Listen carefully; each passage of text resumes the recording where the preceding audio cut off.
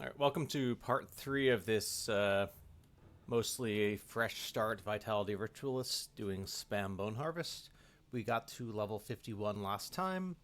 We are now on elite difficulty, so our goal is to push through elite, get some gear upgrades along the way, hopefully, and eventually probably get XP pots today.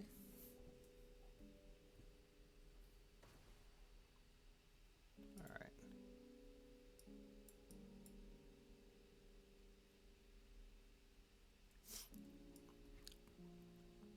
Oh yeah, we actually let me see if we can make vengeful wraiths and all that fun stuff for. Okay.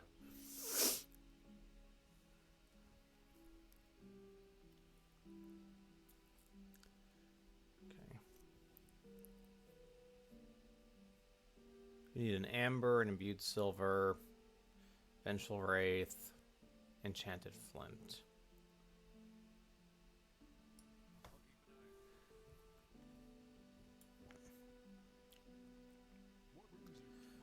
And okay, Aether Crystal's 58. Yeah, okay, we're fine there.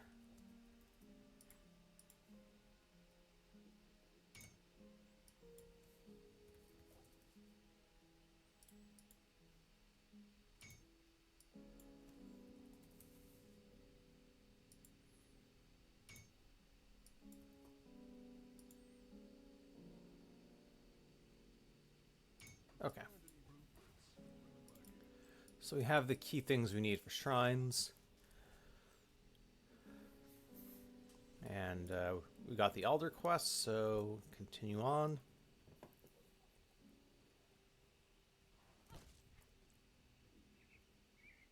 Got 14 dynamite, so we don't have to worry about that. Sup, Kibitz? Welcome in.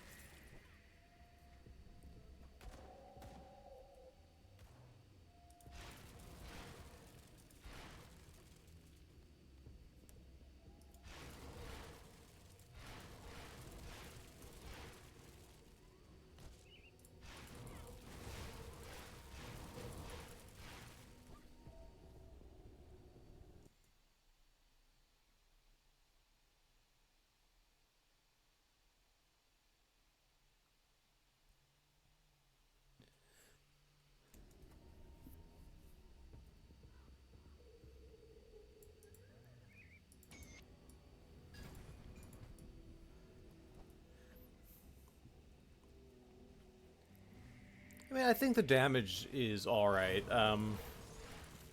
I used, on the actual endgame version I used Dark One set, Serenity, a dual wielding relic. And the thing is, you get decent damage from Bone Harvest, but you also get to put down 4 Wendigo totems at once, which is kind of the crazy part, since these at level 70 plus give you an extra summon to Wendigo totem, and then Dark One gives you an extra summon. So that's +3. +3 that you can have out at once. I don't think they all summon at the same time.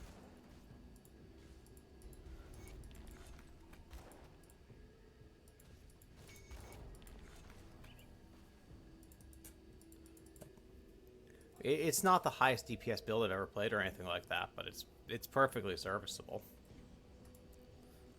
It doesn't feel bad, at least. Okay, we got Ratosh. What are we even doing next? Yeah, who cares? We'll just run around a bit. Keep your weapon.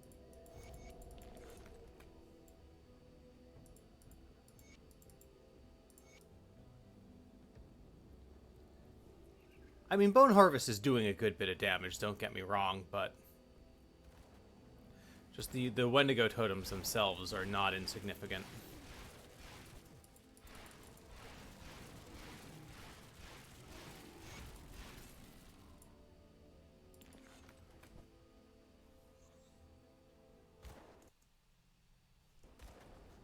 Fair enough.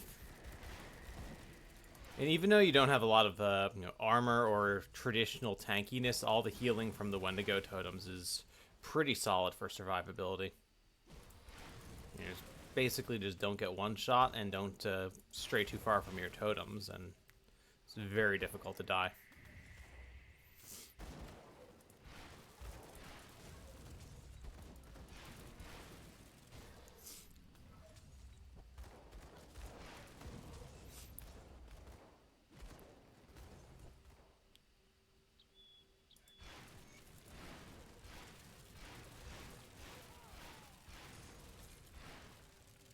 Consecrated protection, that's what Pierce Vit slow. It's more armor. Oh, no, that's Vit to Pierce. We can't use that. What am I thinking?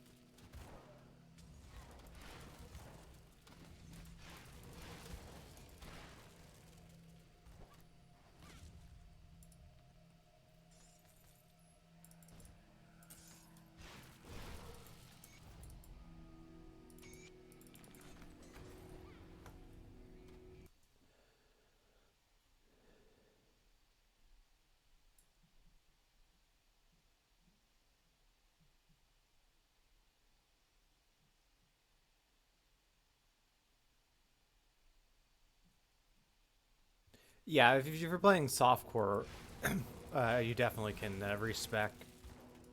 I mean, I guess if you're playing hardcore, you just remake the build with lessons learned.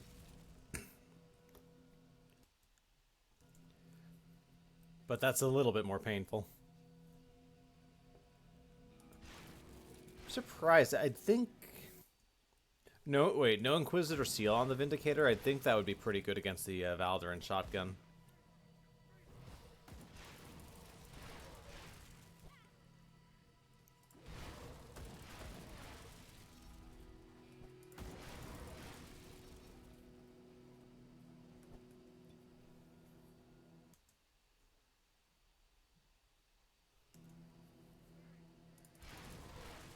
I mean, Valderin is pretty is pretty scary.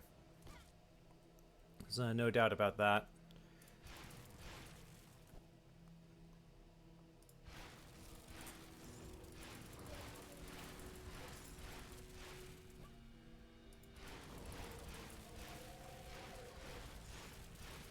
Got one Royal Jelly.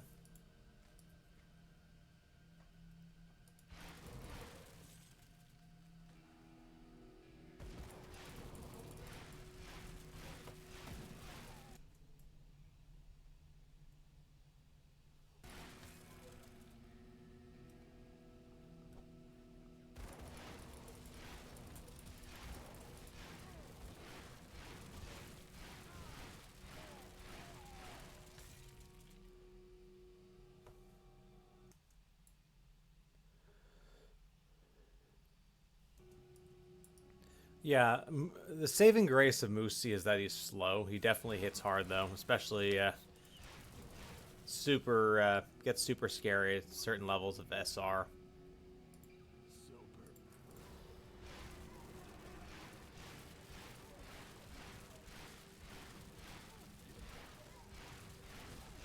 I wonder if I just... Okay, so I can't really fully just stand in this. The Wendigo Totem does help, though. Maybe I can just face tank. Demonic of the Wolf. That's almost certainly an upgrade over what we have. Let me see. Unyielding of Blood is what? A tiny bit of Aether Res, and no, Demonic is more stun res, Vit res. We lose some Pierce res, which we can afford. And we get Vit damage in OA.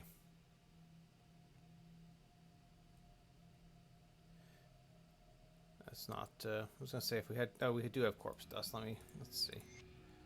Does this scuff anything? No, it's a slight damage upgrade.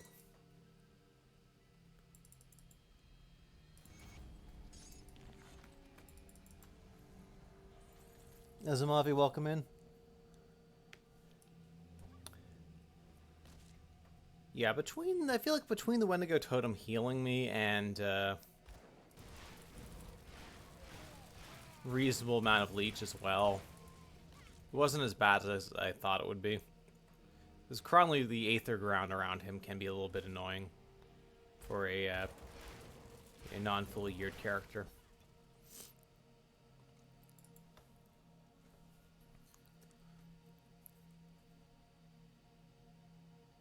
But no, this is feeling pretty good so far, and we're still on our level 26 weapons. This is even what, level 22. So we'll definitely get more damage when we upgrade our weapons. We also don't really need it yet. We'll definitely upgrade before we go to ultimate. And if we pick up something along the way, great. Okay, 2 royal jellies, so we need to go in here and get a third.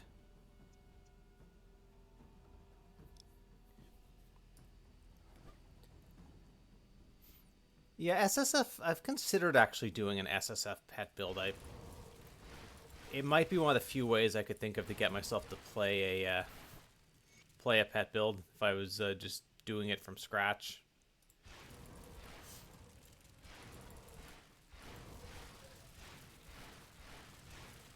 Maybe I'll use that as motivation to come up with something to speed level in the future, because obviously if I've speed leveling something, I don't have to play pets.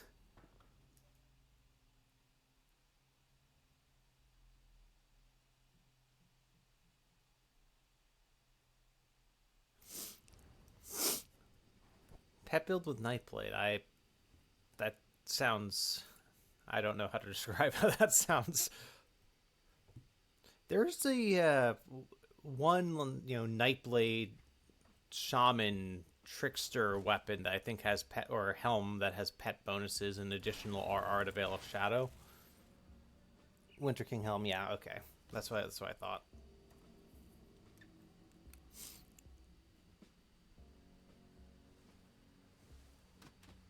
I mean, it might be serviceable.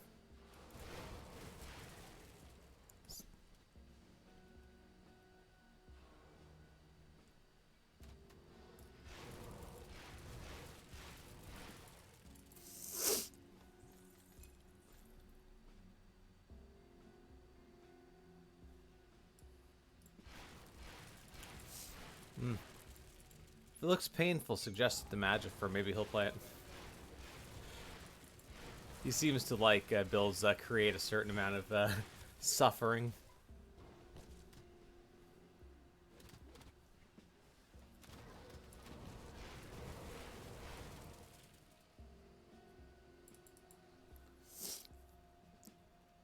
Fair enough.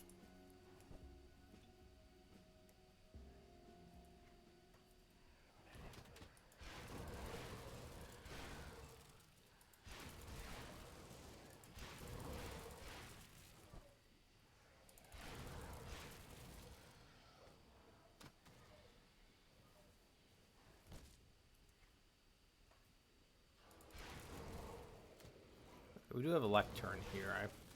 I don't know if I'm going to bother doing this quest on Elite, but if I have a couple of these... I've got 2 of the 3, so I just need to remember to drop and pick this up on Ultimate then.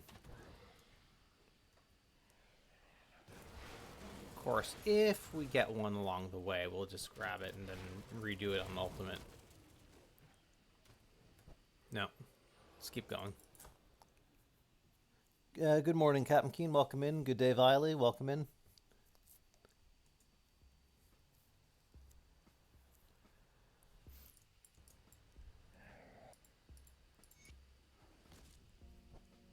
Yeah, nothing wrong with a little off meta kibitz. Let's go back.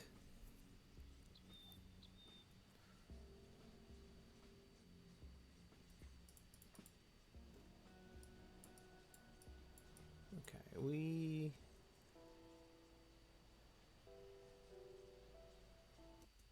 let me check the Grim tools for this. I want to see where we're going next for devotions.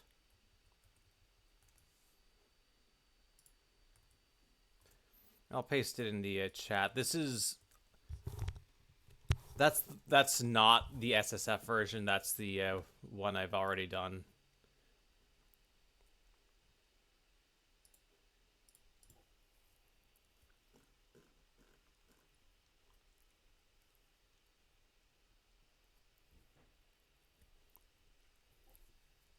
I think I'm going to make a few small changes to the devotion setup. Like,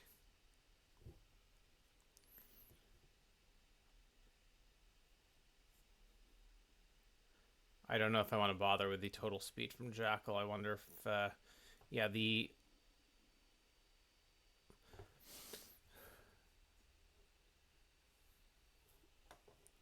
I think there's a better value I can get from that. So, green crossroads and spider. We'll take spider next.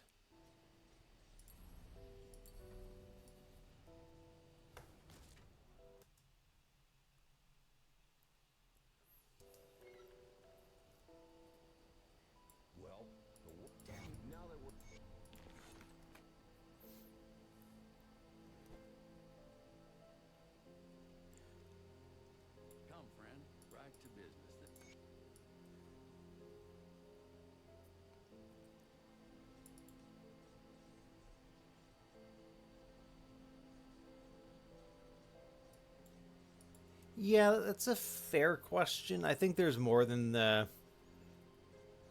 stuff.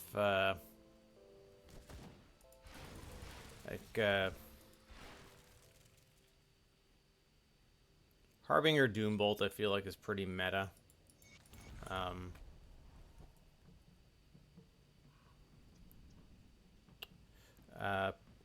Malkadar Reaper's pretty meta.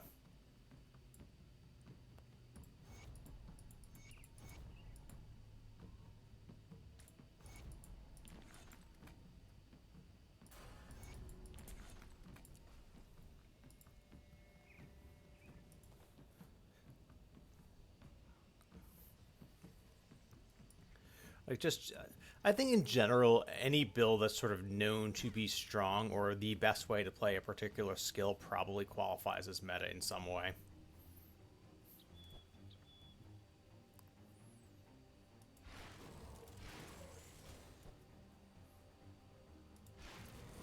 I don't think Grim Dawn is a game. There's so many build options in Grim Dawn. I don't think there is a one build to rule them all.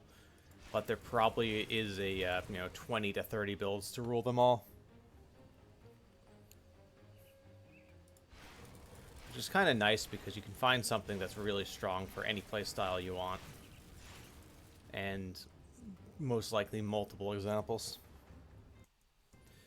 Avenger Warder used to be insanely meta. They did nerf Avenger a bit, and they buffed regen in general, so I feel like there's a lot of ways to get insane regen.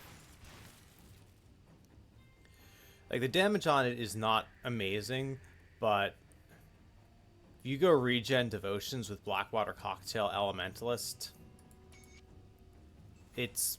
I mean, I killed Moira with that, and I think it was season 6. The key is just...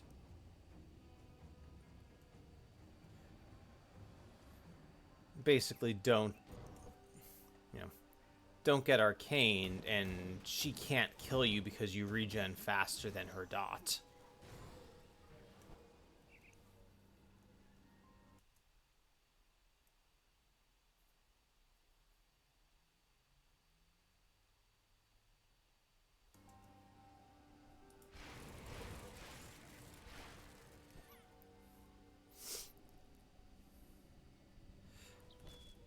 Oh, the Elementalist can definitely stand in the Aether ground in AFK.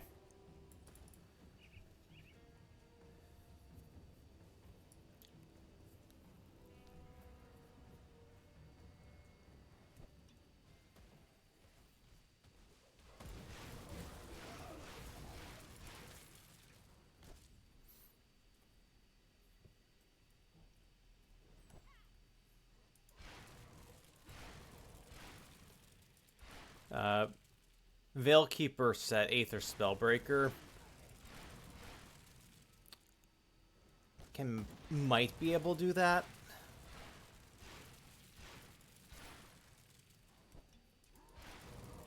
It's a little trickier since I think you need Arcane. You have a few different things, and you need Arcane Will and everything up to have max regen. But max regen on that is around 11 to 12,000 now.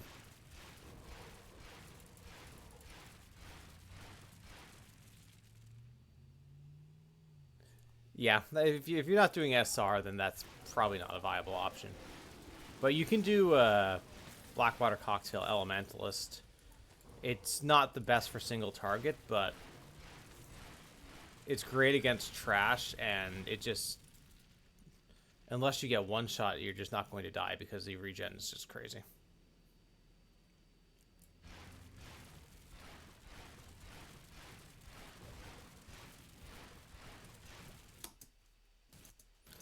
I got a little distracted, so I did not dodge that. So we cluster, and he's dead. I'm standing a little bit too close trying to kill the ads, and I wasn't sure I was going to dodge that. I didn't want to find out. So it's not like we don't have a bunch of clusters.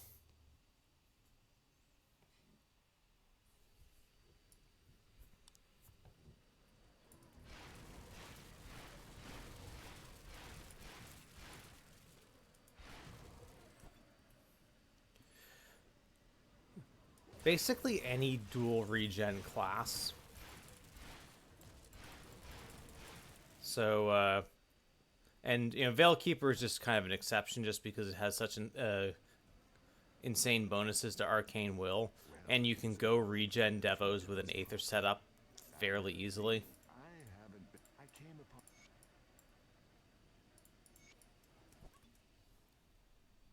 Fishing Hat, welcome in.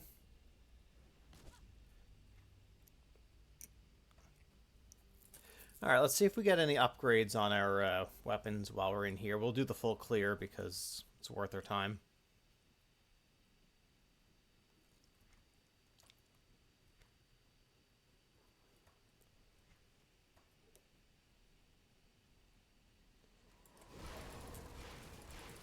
Bone Blade. Nope.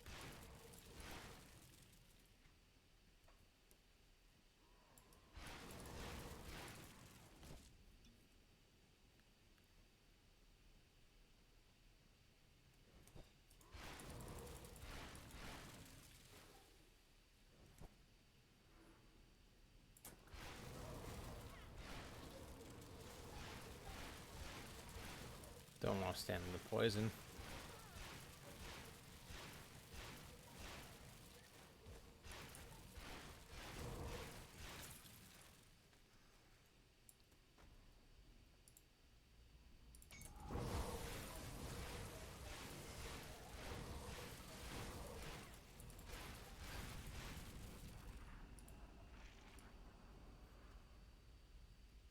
Okay, get click Dahlia's corpse while we're in here. If I can find it. There it is. Okay.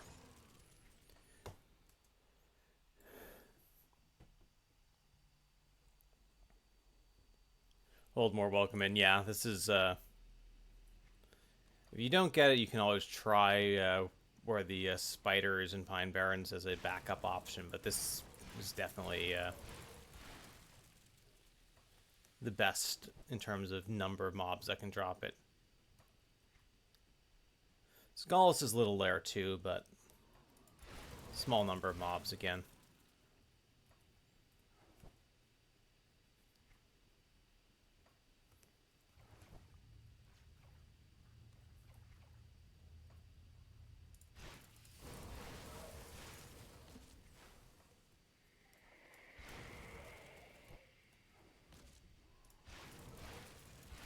Bone Blade. You know, thing is, at least these mobs give you some drops, unlike the sand spitters.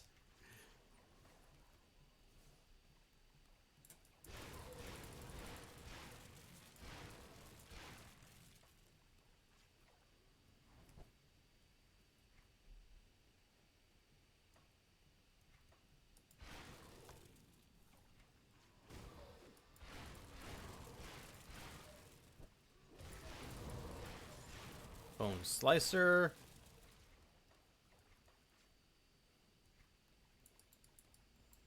All right, let's go back up here.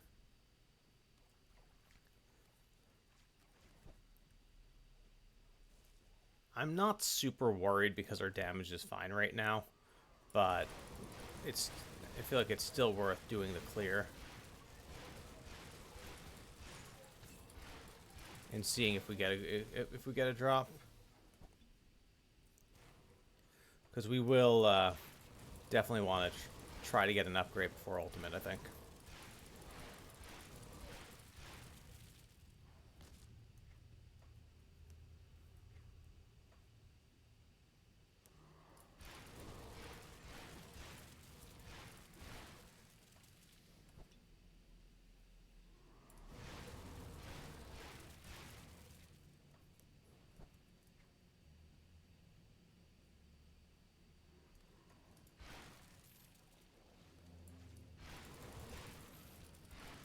Bone Wall. Yeah, drops exist, just not the ones we need. We'll keep going. Like I said, we've got the Pine Barrens quest line. We might get lucky there. Gallus's area as well.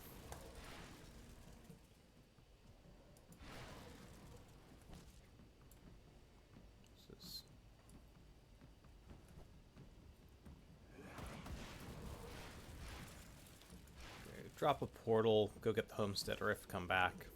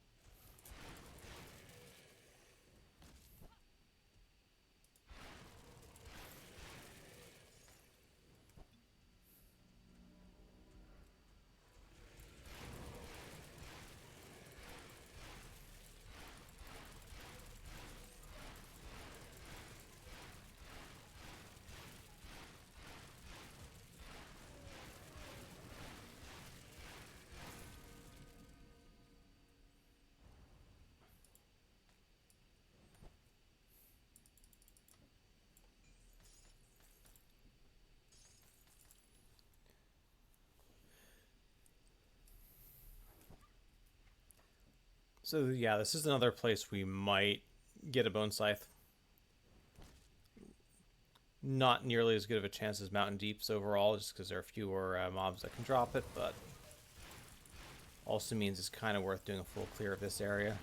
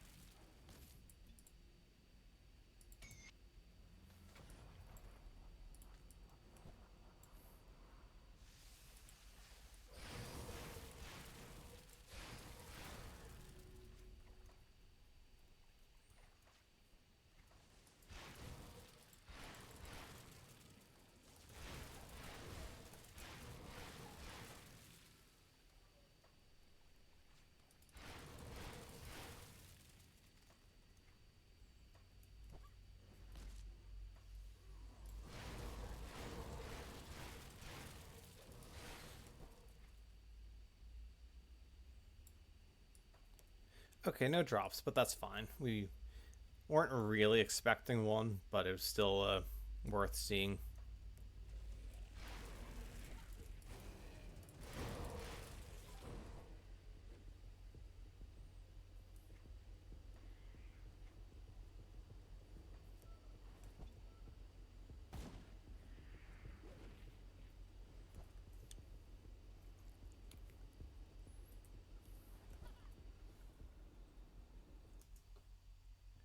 All right, have a good one, Viley. Enjoy band practice or whatever else. Thanks for dropping by. Ooh, nice low-level Chill Flame Evoker.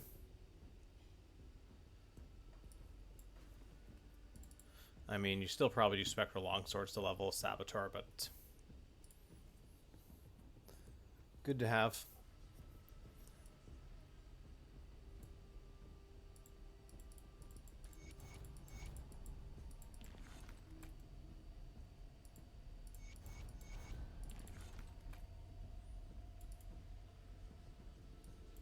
Right, back to Minova. Get our attribute point.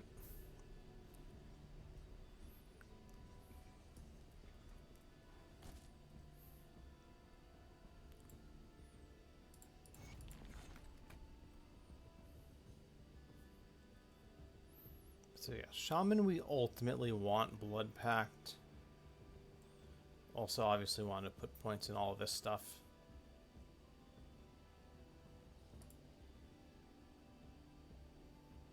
Let's get this to soft cap. Push 3 more. We can get some more health here.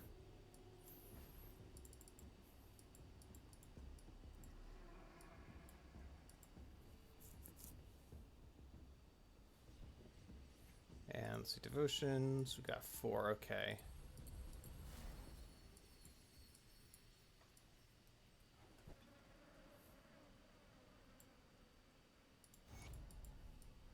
So how good work.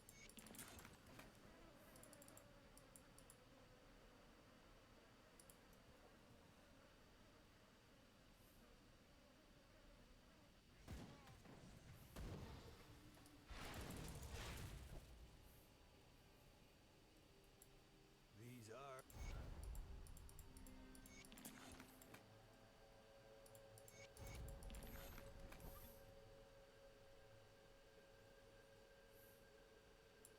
I wasn't sure I would. I'm going to. I'll skip the pleasant. The Legion is split on 2.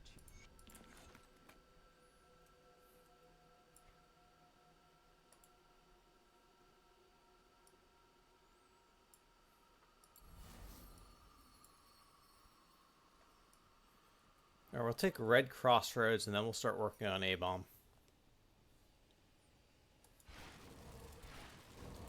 I'm not going to do Jackal. The total speed is nice, but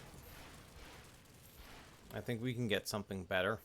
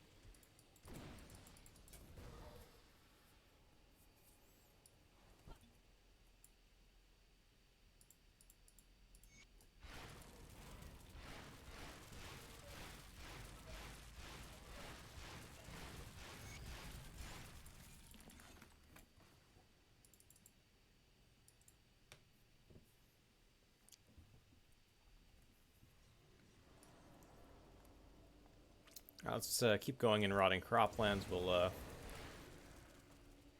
kill Ravna, and the amalgamation will get the shrine.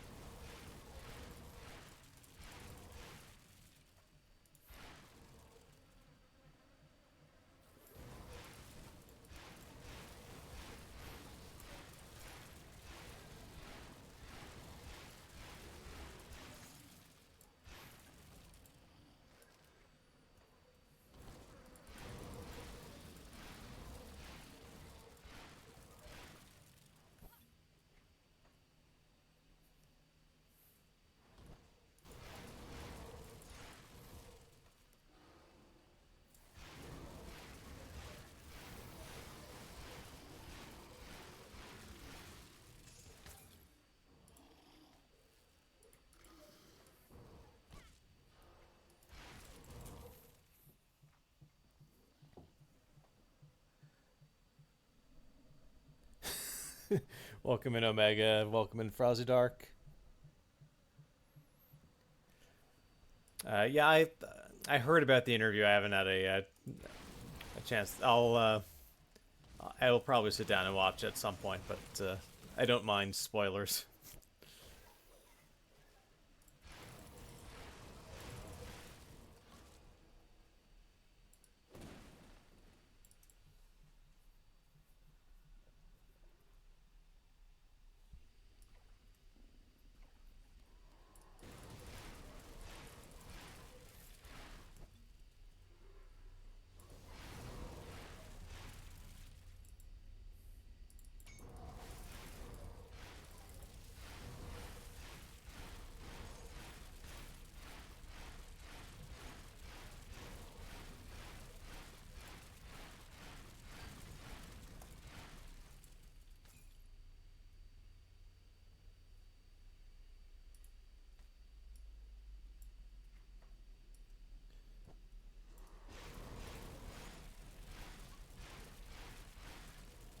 The Gaullus Ring is plus the Mog Pact. If it's a decent roll, it might be worth it.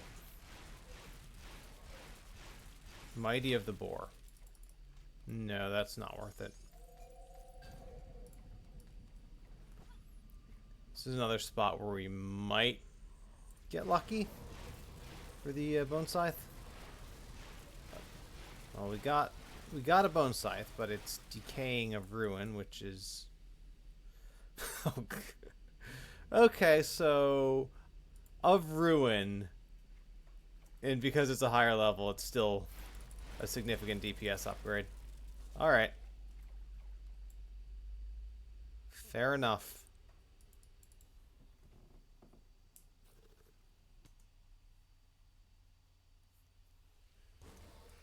Sounds like my kind of interview.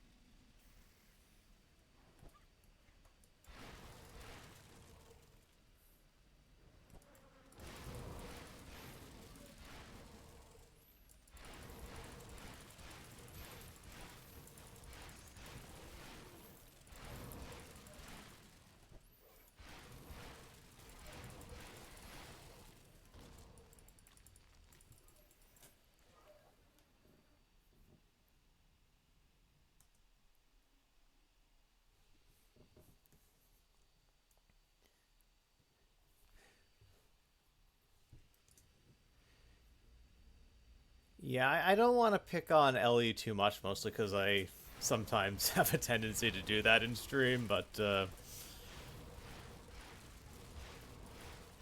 yeah, they apparently they clarified, but their clarification wasn't great. I kind of want to read that too, see what's going on, but it's just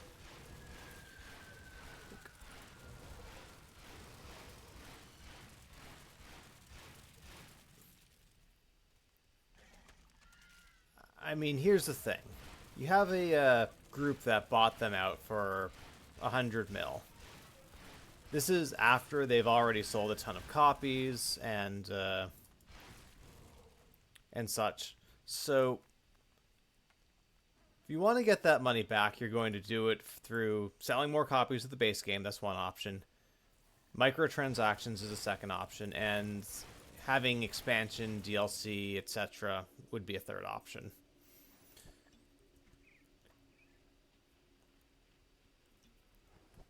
So, I mean, the group that bought them isn't giving them $100 million for charity, and you probably have to push pretty aggressively to make that investment back. Which makes me think it's a stupid investment, but I don't evaluate investments for a living anymore.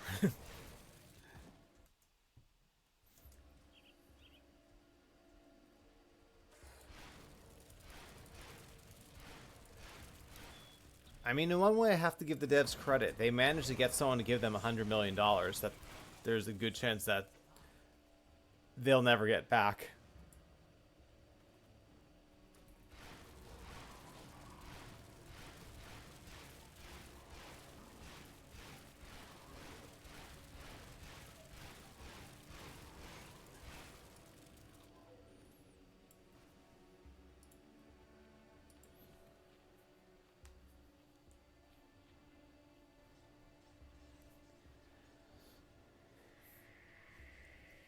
Yeah, if they have people basically wrecking the trade economy every single league, I mean, I'd say, okay, first time, understandable, stuff happens, you're learning, you're implementing trade, fine.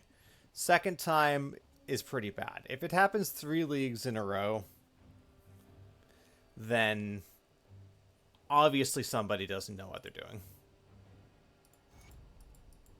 And that's not acceptable if you enjoy playing trade.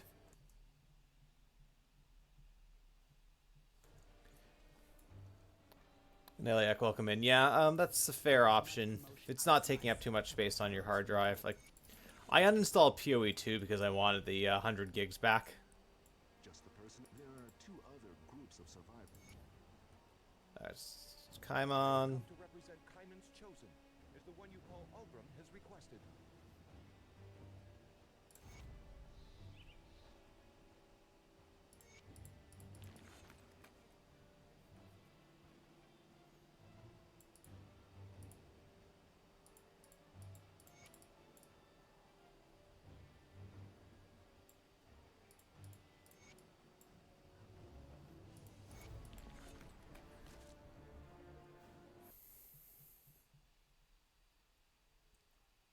Yeah, if you're 100% never going to play it again, that's totally fair to uninstall as well.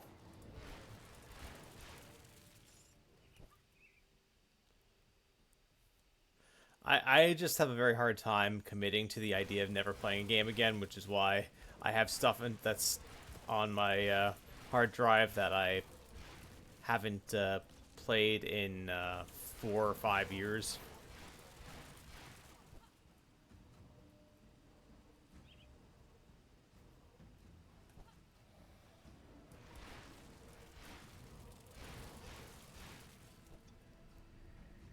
Although a lot of that stuff is very low on the storage requirements, so like if I don't do another Dishonored run for a while, it's not going to be a problem. Why am I going in there? I don't need to talk to you. I just need to do your quests.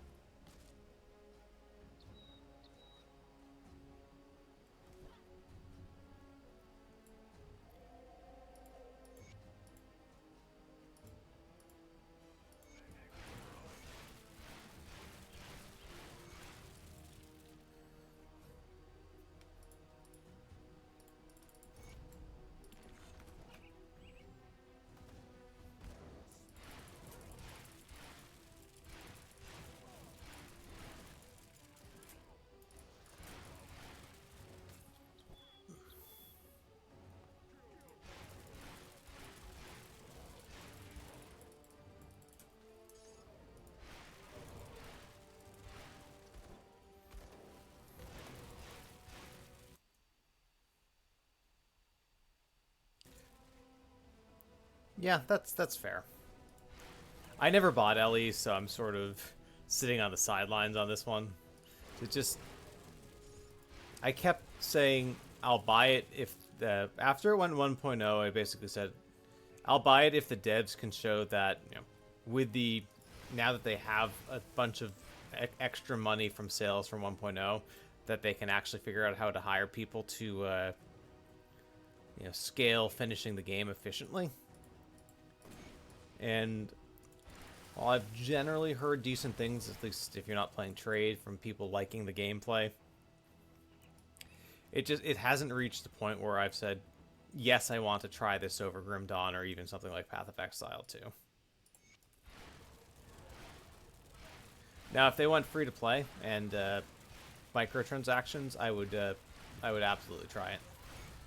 But I've got a free to play game with microtransactions, and I've got Grim Dawn, which scratches a different itch.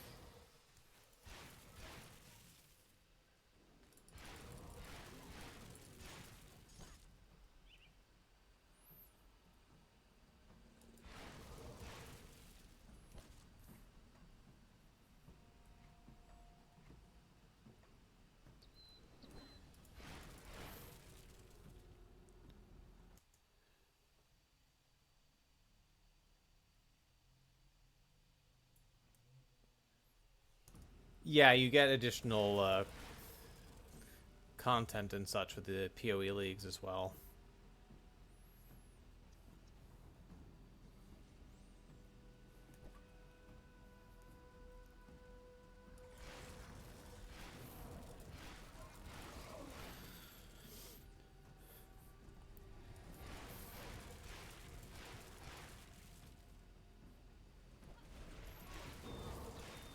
I mean, I know that there are some people who don't like it. I have very little problem with the free-to-play and add microtransactions model, provided it's not insane. Like, if you need to spend $70 on microtransactions to get kind of your optimal stash tabs that you want, well, the thing is, you're only going to need that if you're putting hundreds of hours into the game. And if you're putting hundreds of hours into the game, $70 seems like a small price to pay versus the alternative of buying a game that you might actually never play. So for me, at least, it works better, since I tend to, if I like a game, I tend to play it a lot and forget about all the other stuff in my library.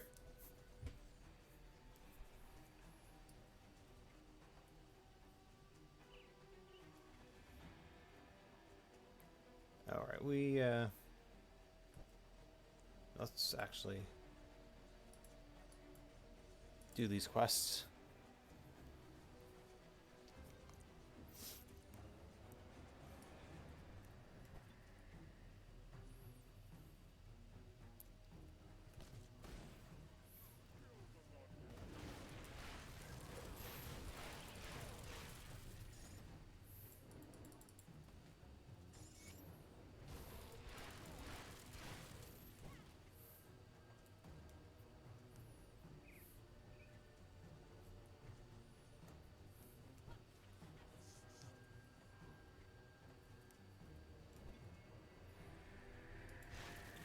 So, Seals, Bolvar, Ravok, Karaz.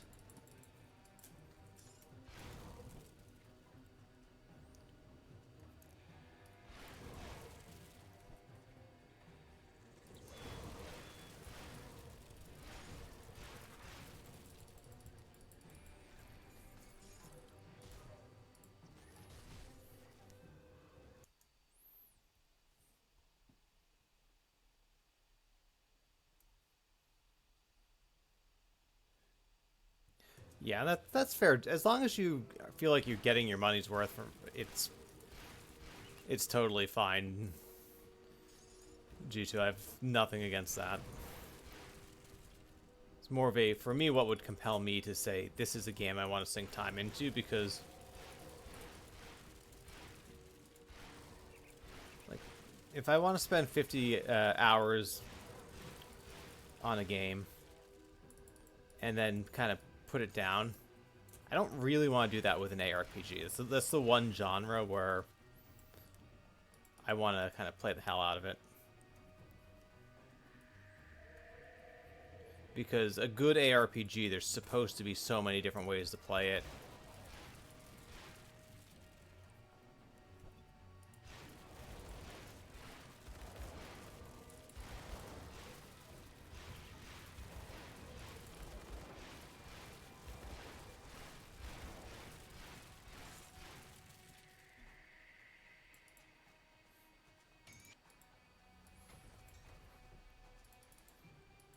Alright, let's go kill Ravok.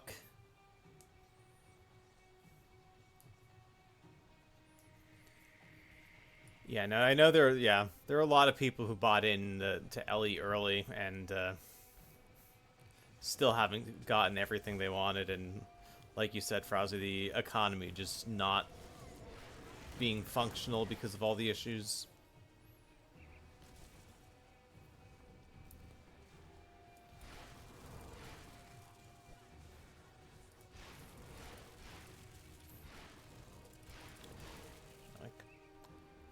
I'm definitely interested in Titan Quest 2, but I need a bit more because I want the game to basically be finished, at least have some sort of concept of endgame so I can go all the way with a character.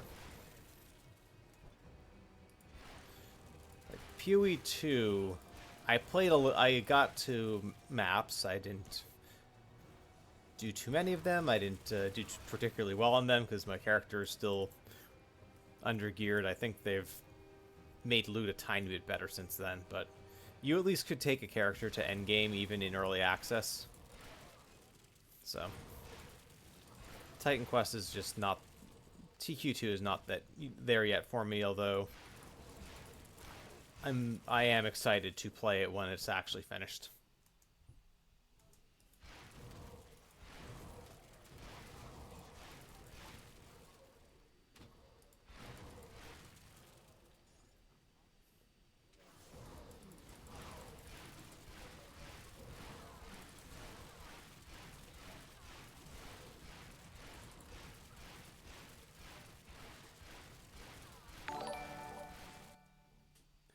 Susie, welcome in and thank you for the prime. Resistant. Okay, Wraithbound the Wolf is interesting. Resistant to Vitality is kind of hot garbage. We might have to farm this guy again. Oh yeah, we're supposed to put this bone scythe on. Let's do that after we get the Dark Veil. Back from holidays, very nice. Hope they were enjoyable. I think you said you were visiting with family and such, right?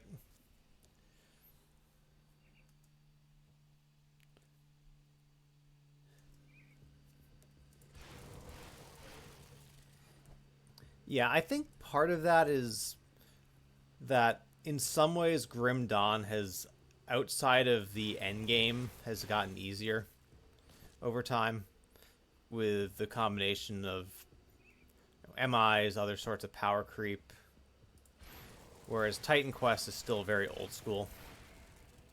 So you kind of want to compare Titan Quest to like Grim Dawn 1.0.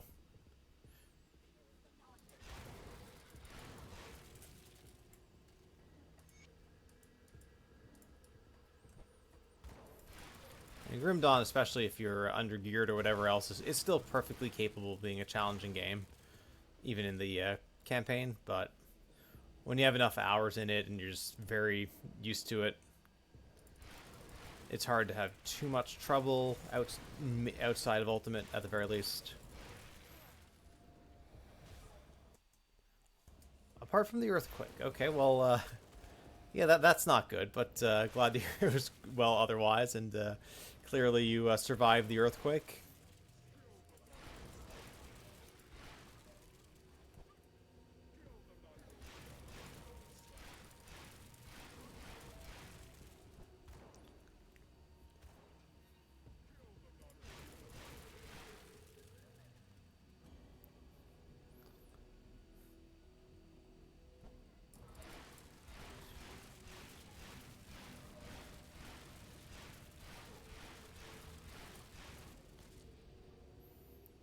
away the death crystals.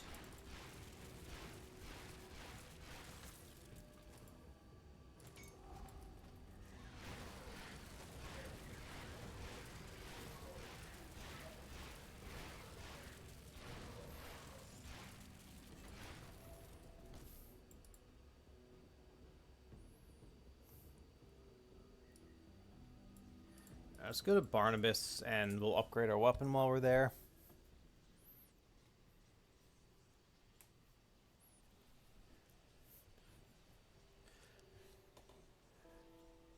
Oof, yeah, floods are definitely not good.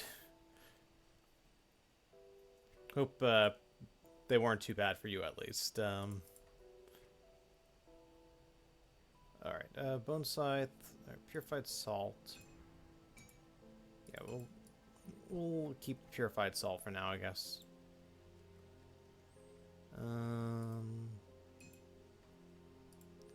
Yeah, I'm not really worried about keeping low-level bone scythes.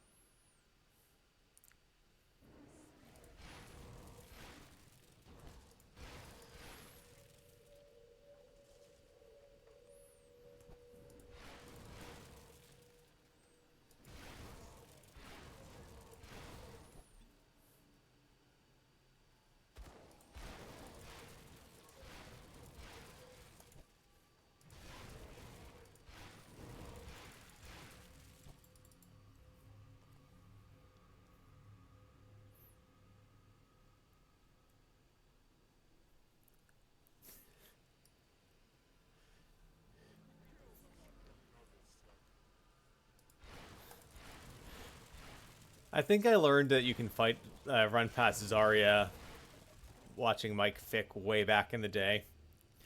And then Stan changed it in the season so that that door was shut until you killed Zarya.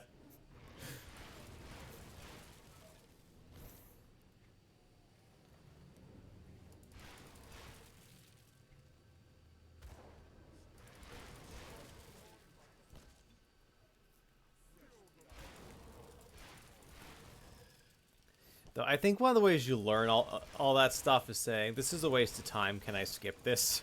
So you kind of have to be a bit of an impatient gamer, which I definitely am at times.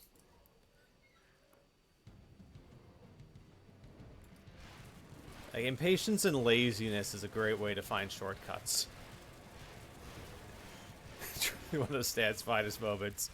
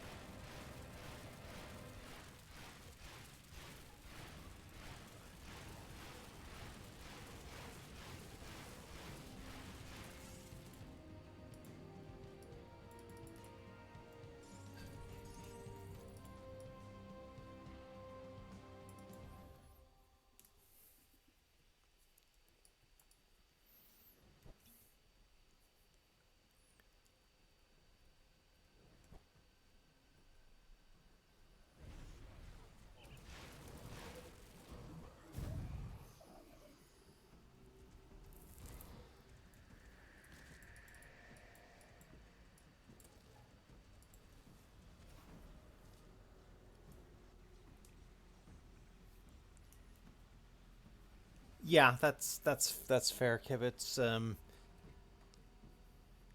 Yeah, if your impatience and laziness is directed towards doing something more efficiently instead of skipping doing the thing altogether, that's a fair distinction.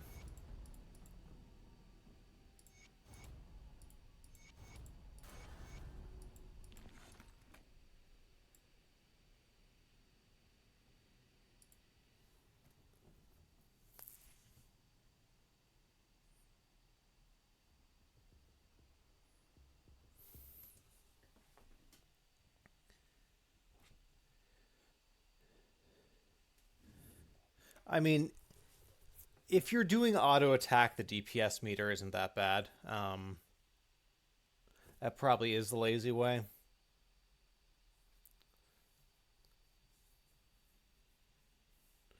Otherwise, I mean, the best way is whatever skill you're doing, have it on left or right mouse, switch weapons, and see if the damage goes up on the damage per hit.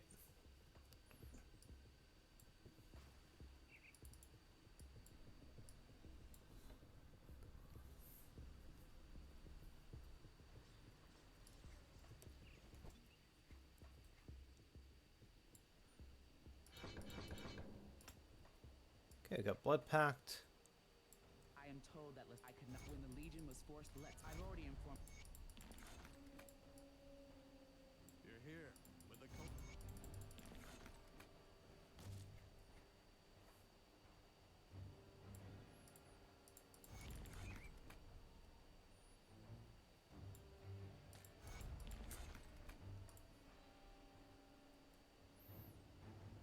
Okay.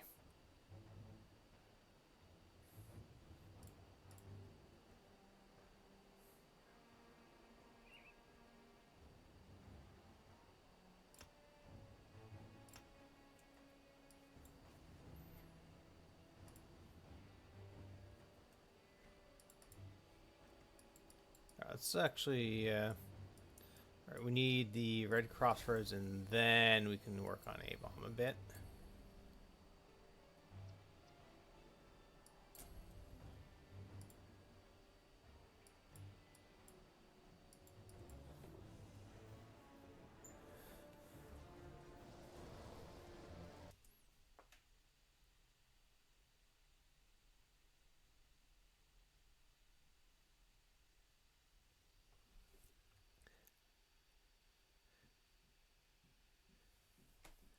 Yeah, I mean, you can always, if you switch the weapon out and it's better without the augments or equal or pretty close, that's another way you can tell without, if you don't want to spend the time to put anything on it, but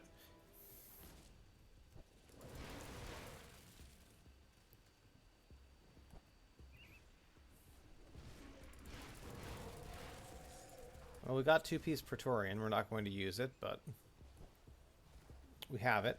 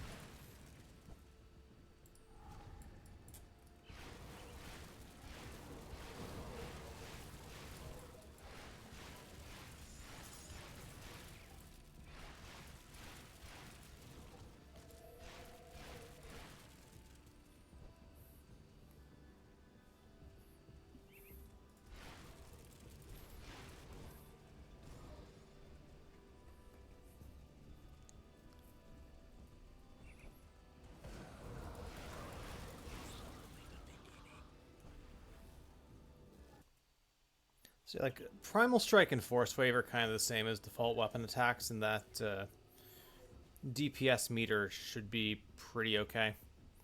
It's just basically factoring in your damage per hit and your attack or cast speed.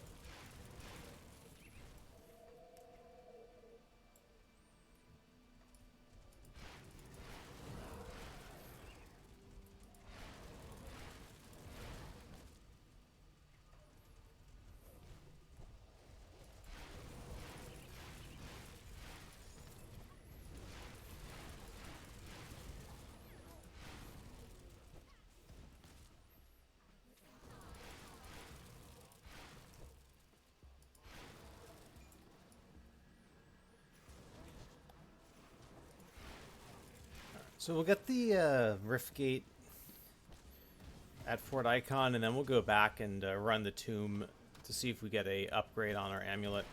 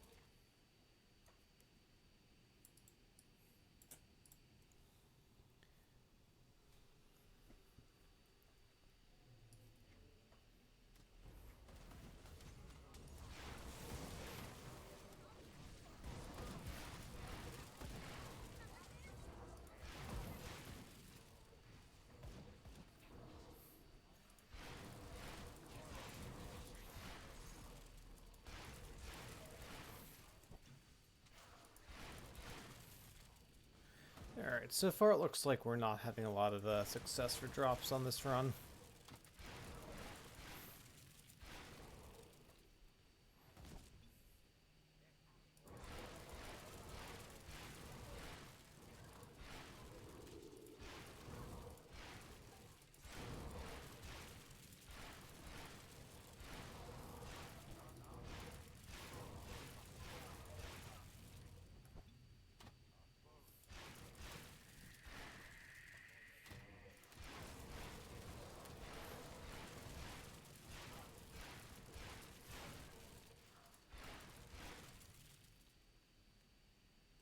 We did get Wraithbound of the Wolf from,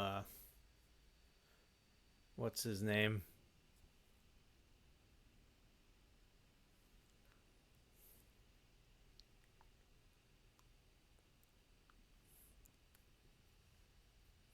I guess we'll just swap that out.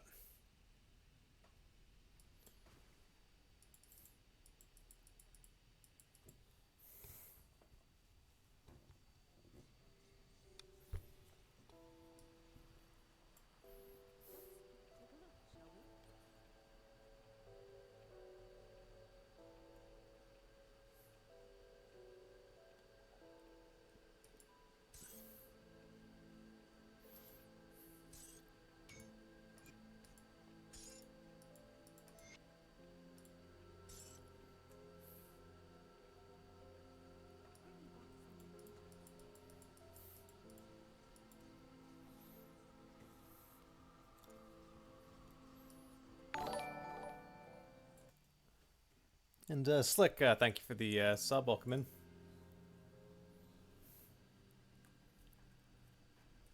Good. It's precise.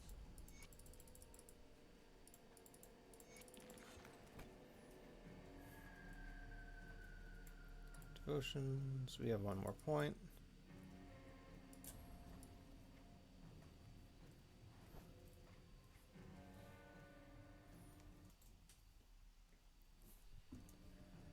Just lurking. Enjoy the lurking.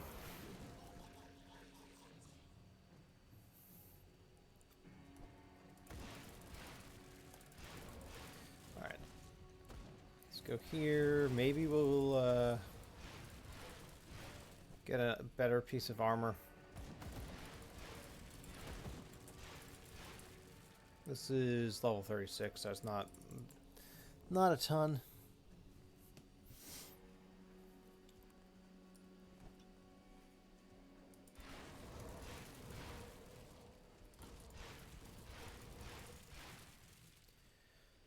We're definitely going to kill Ravok at least a couple more times. The question is, what level do we do it at?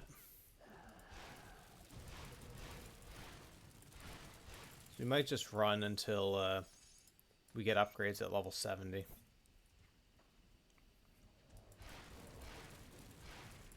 This is, yeah, level 35 helm.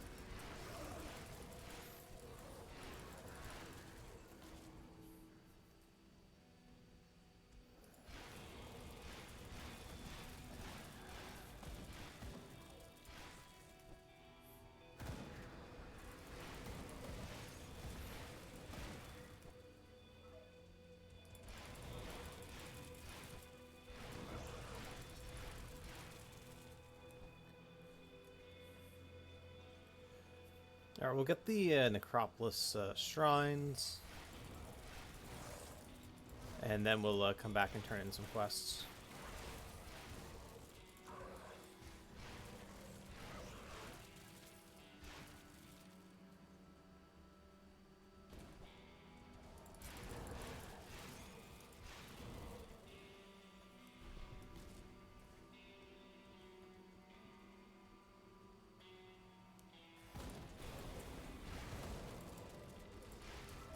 If we get a decent flesh for a plate mail, we'll put it on.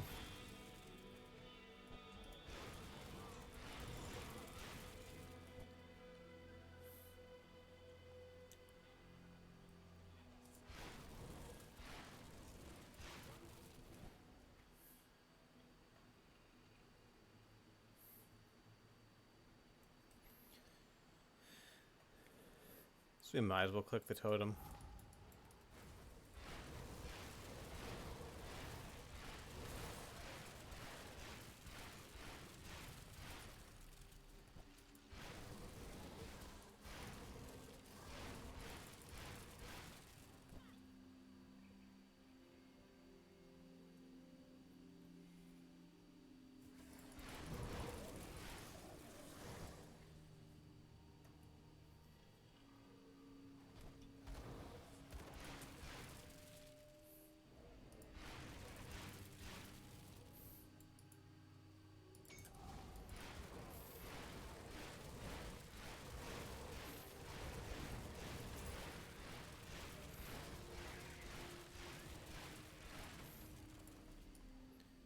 Drop portal.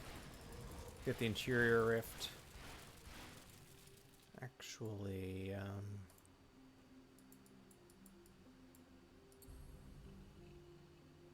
do we put this on Ill Omen, maybe? That's fine.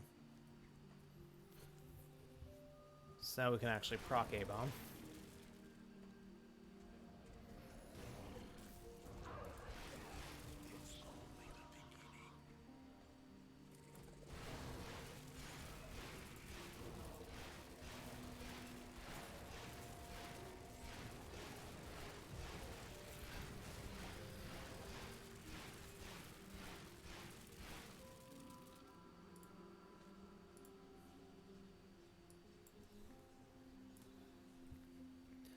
And we'll also get a Mark of Plaguey. It's a better one, probably. Aggressive. Well, Soul Warding has Aether Res. It's not bad.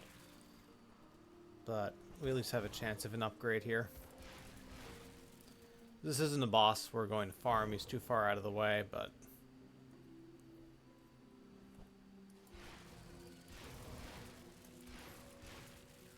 in an ideal world, we get a good dual wield enabling metal at 94, and then we can use Serenity, but...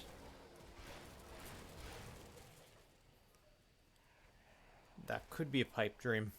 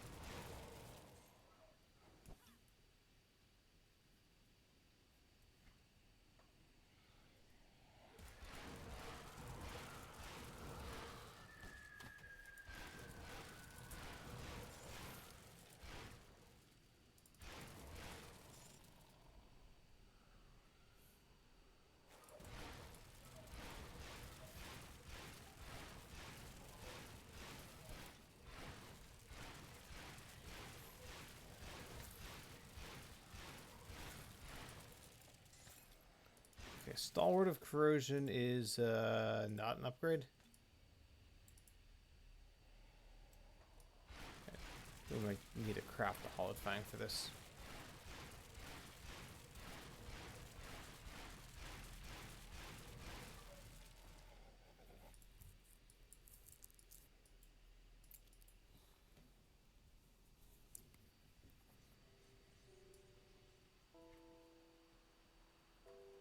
Do the best I can with what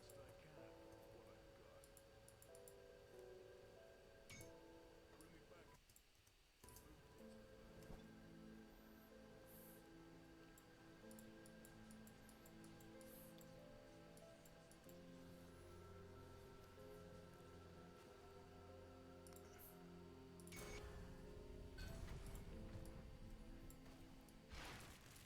Okay, that'll get us level 60.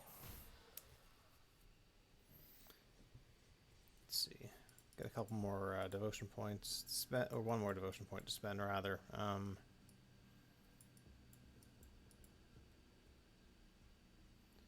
We're gonna do 4-part Manticore.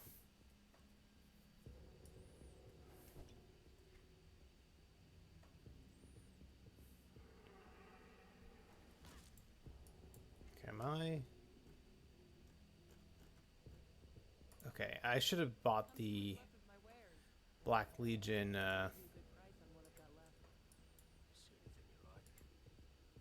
writ a bit ago. I forgot to do that. It worked down that we cannot simply march. Wait.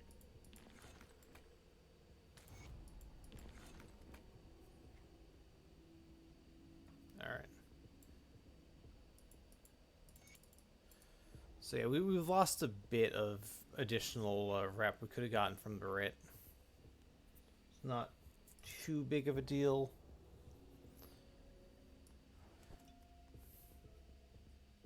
So we'll be pretty close, no matter what, pushing for Revered with Mammoth Resistance for the XP pots.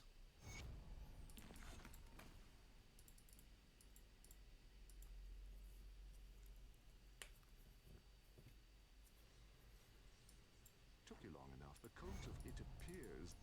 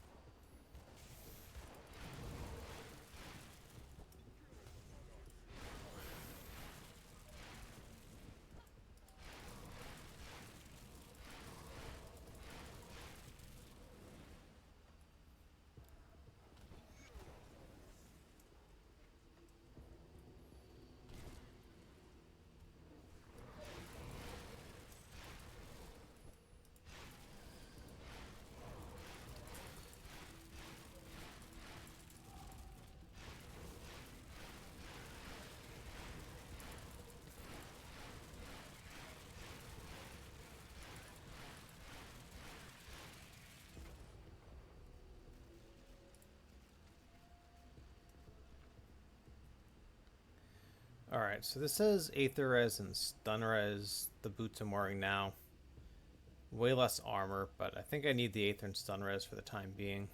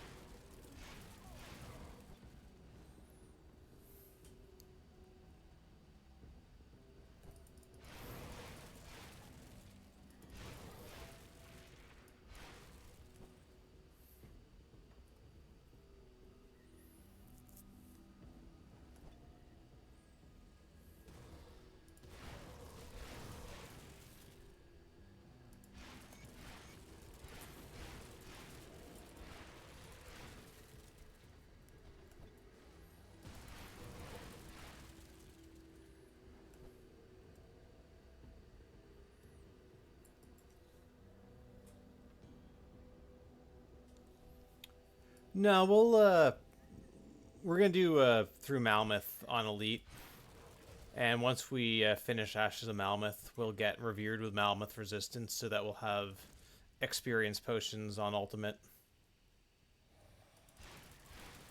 Also, armor augments from Black Legion.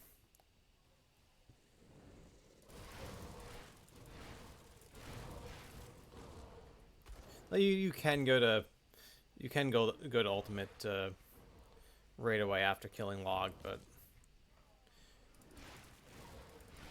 getting the experience potions does save you a bit of time.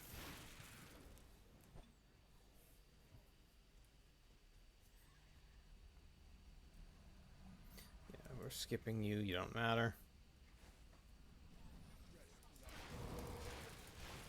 At least in the season, this boss drops an amulet or something that makes him worth killing, but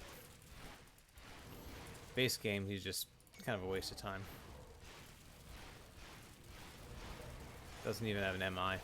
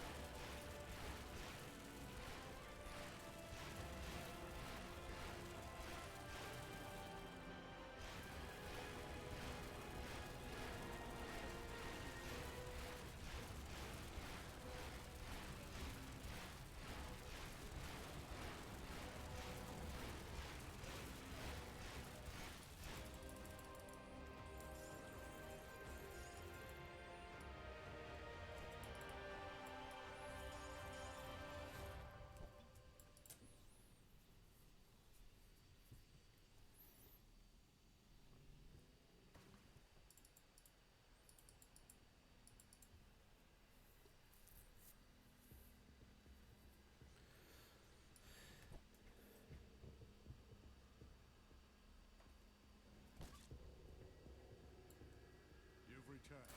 So our great moment of triumph is soured with tragedy. Good, you're back. I struggled to admit. You see, the Luminari have long been. Excuse me. My father and I were part of.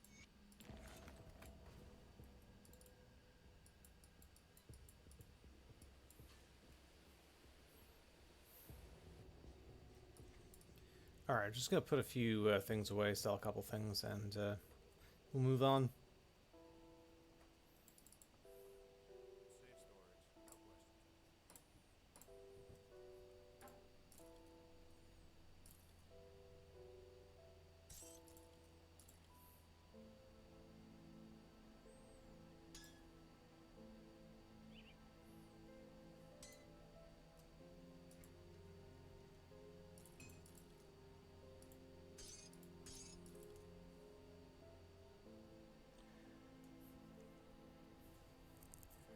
Or if we need the resistances, we can always throw on runic bracers. We have that as an option.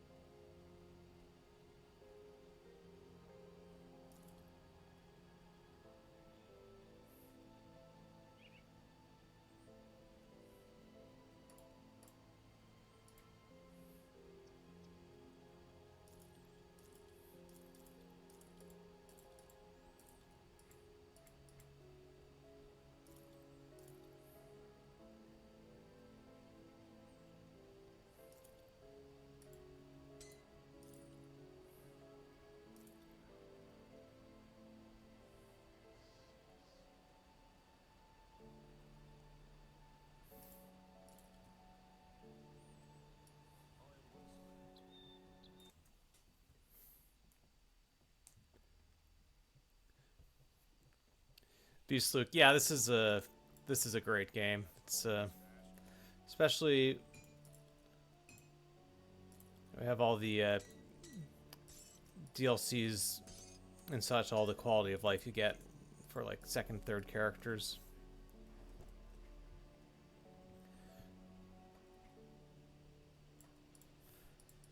It's pretty sure at this point it's my most played game of all time.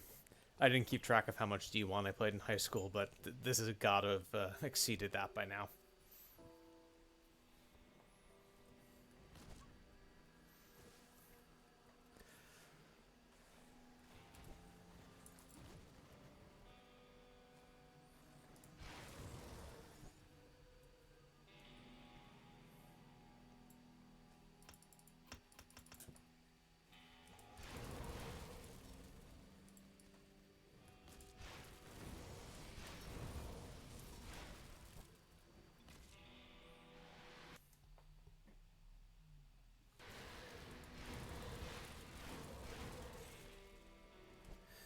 That's very understandable. I think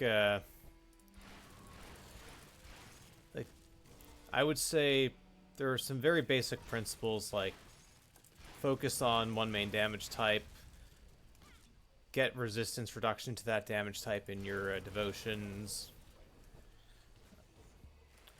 It's better to have one skill with a lot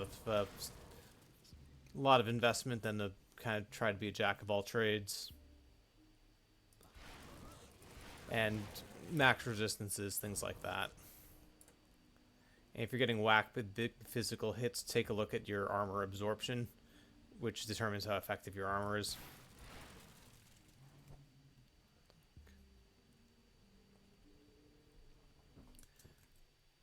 I'll shamelessly plug myself for a second. I did do a like 20 tips for Grim Dawn beginners video earlier this year.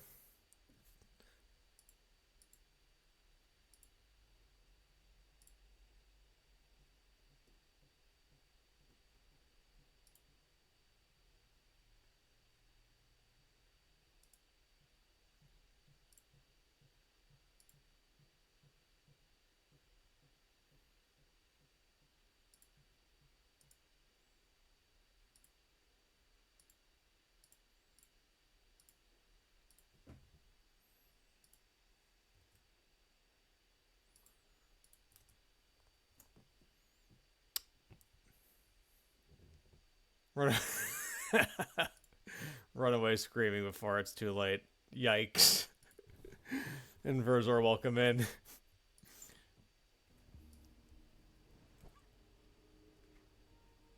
I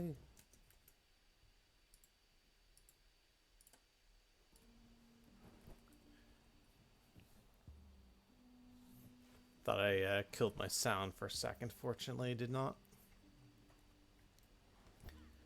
So, Nane Stash. This is a on Ultimate. This is where you get one of the quest items for Lokar. But Elite, we're just doing it for a little bit of XP. And we'll come up here, like, on an SSF run, we don't have the merit to port around Forgotten Gods on normal and elite for easy shrines, so we typically still have a couple devotion points left to get. So we'll come up here for this shrine.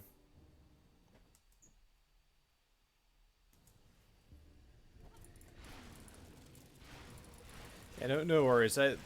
Once you get a few basics down in Grim Dawn, it's very much learning about some bosses who have challenging mechanics and can one-shot you if you're not careful. And then you can pretty much, once you have the basics, fool around with a lot of concepts and just see what works, since the only thing you can't respec is your mastery choice. And every class combination has at least one or two viable builds. You might need to get some special gear for them, but it's not like if you combine two classes, you'll never be able to do anything with it.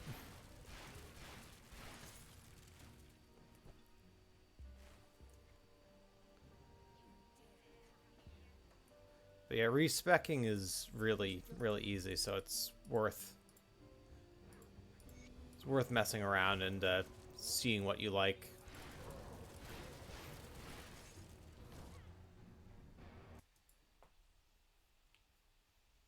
Yeah, you can. Grim Tool's site lets you play around with devotions and find item skill modifiers as well.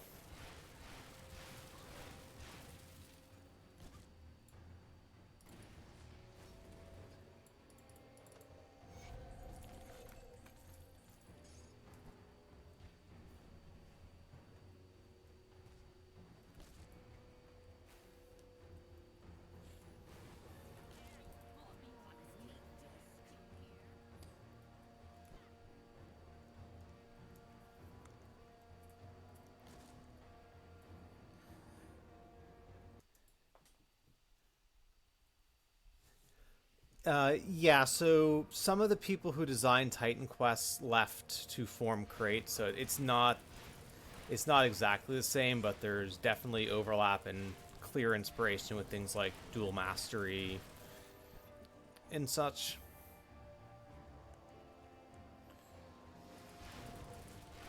So I think the way I'd phrase it is you can clearly see the inspiration, but it's a different game.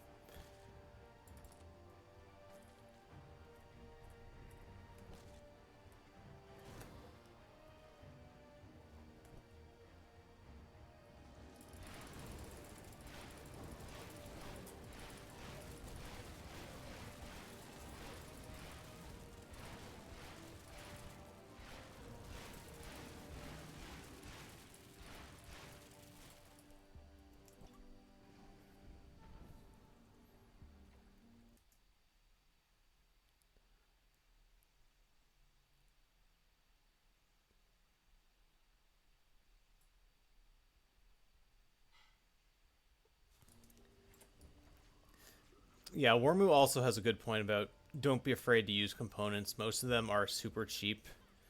And once you have an inventor, you can take components off gear. You either save the component or save the piece of gear. So there's very little cost, and they'll add stats or resistances and other things you need.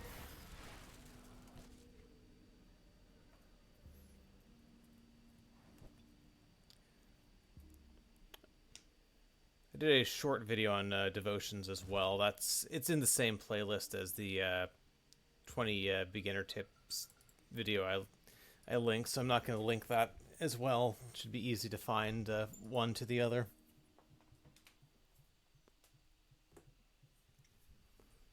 Yeah, there's a lot of lore in Grim Dawn. A lot of it's very dark, so be ready for that, but I mean, they kind of gave you a hint with the name of the game.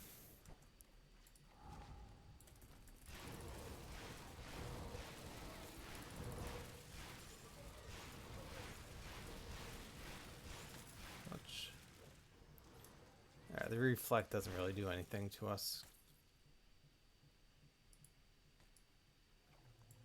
Wait. Vit and 8th. If I can equip this, this would be really nice, actually.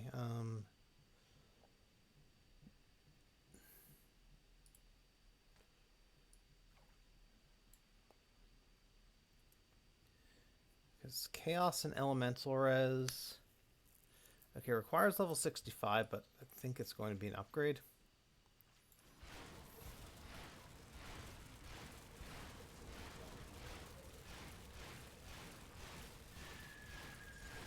Okay, Heart of Caraxes.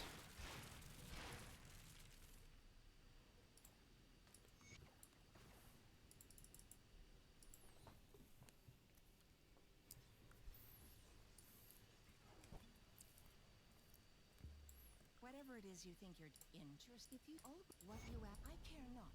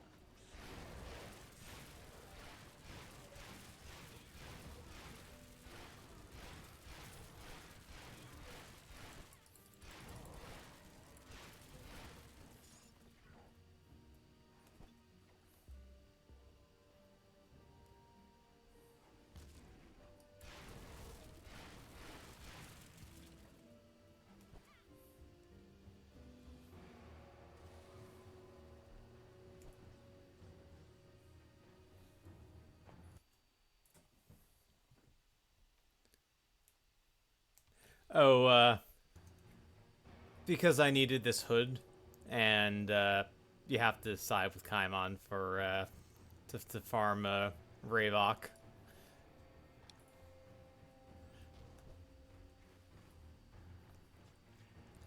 I hate siding with Kaimon. It feels so dirty, but you gotta do what you gotta do for the build.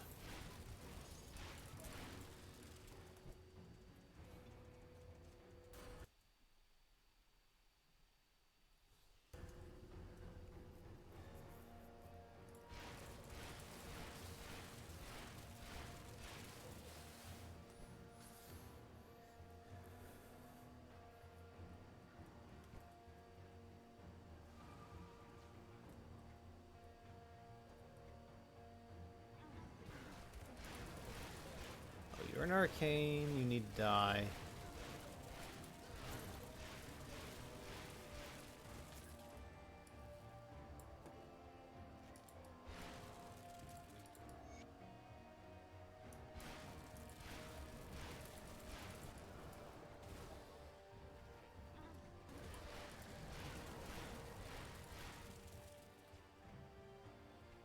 I mean, there's also the whole,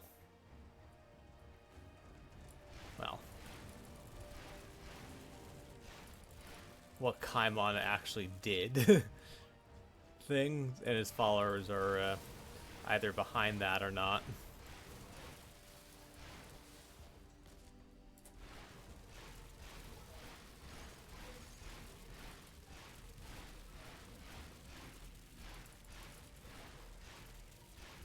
Yep. Once again, the Leaf Mane alphas are allergic to giving you the drop you want.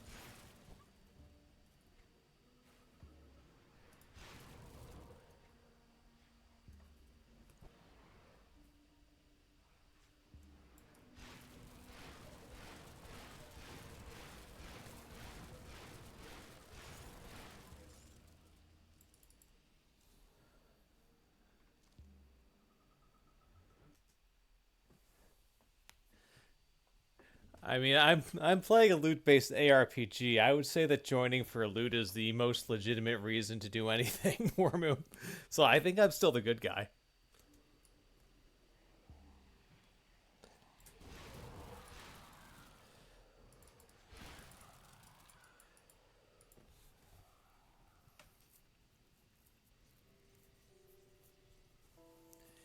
Yeah, I'm the same, Verzer. I can't see myself doing the switching rep, even with faction mandates.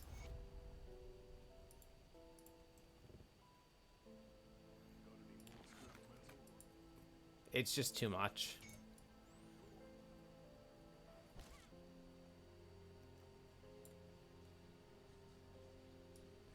Alright, let's actually talk to Barnabas. Get that 12,000 XP. And rep as well, I guess.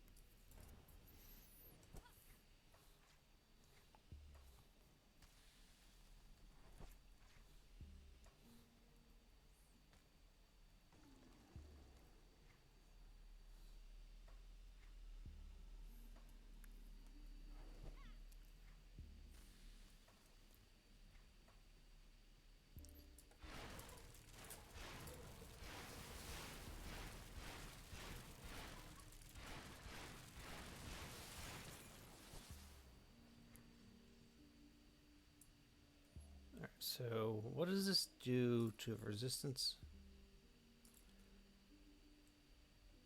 Okay, amazingly, what did this? This was Pierce, Vit, Chaos, Slow. Okay, so I have no slow res, but whatever. That's Vit, Aether.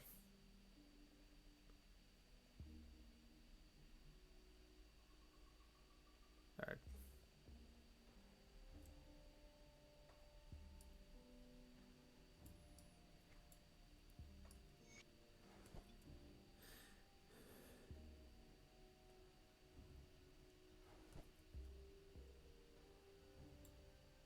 Watch yourself, traveler.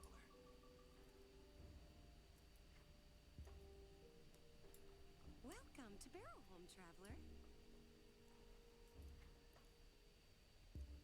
I was wondering if they would be hostile or just have snarky responses when they know you've killed them all before, but I guess not.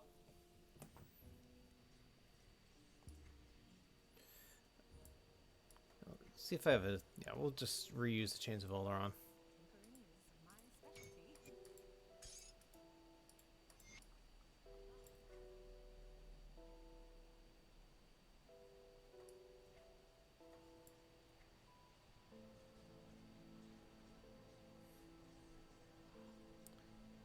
So, Pierce Poison. Probably take the Golemborn for Pierce and Poison, actually. So our Aether is now over. Well, it's 13 over. So I guess.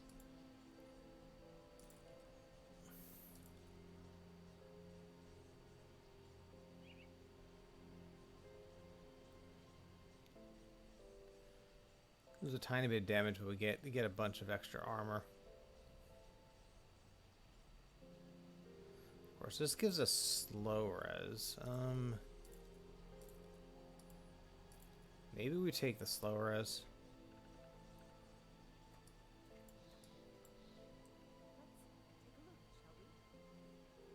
This also helps fix our elemental res. We'll put a salve here. And, you know, we can just take the runic bracers.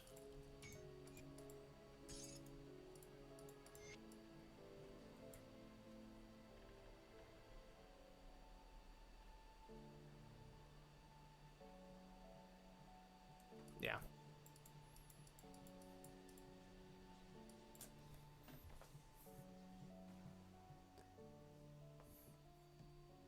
Yes, Scorb's reply is good. You strike me as a violent person, but I want you to know that despite any past transgressions, you are always welcome here. Very well. Shall this dance of blood begin anew then?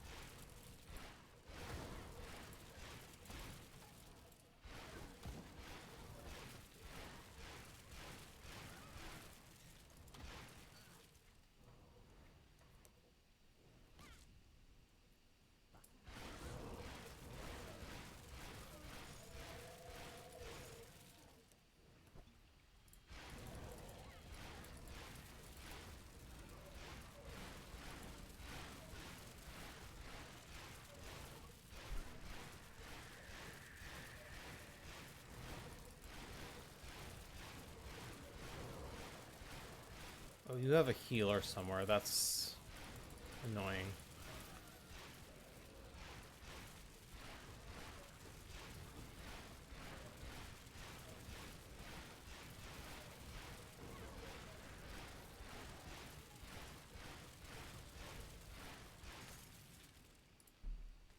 Oh, another Praetorian piece that we don't need.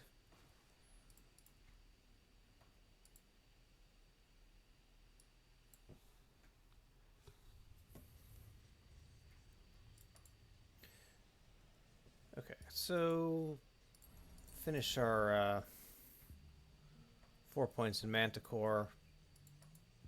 We've got 2 devotion points left. We have a couple of different options of where we want to put them. One is 2-part torch for the extra OA and chaos res. We also could do this part of A bomb for health and OA.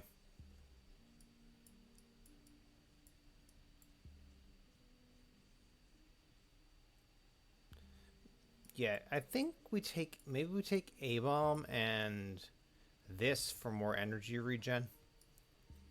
That might be the best play. You've returned the faith. The altar of Ritosh is... Now that you have, ever since the... Oh, right. We need...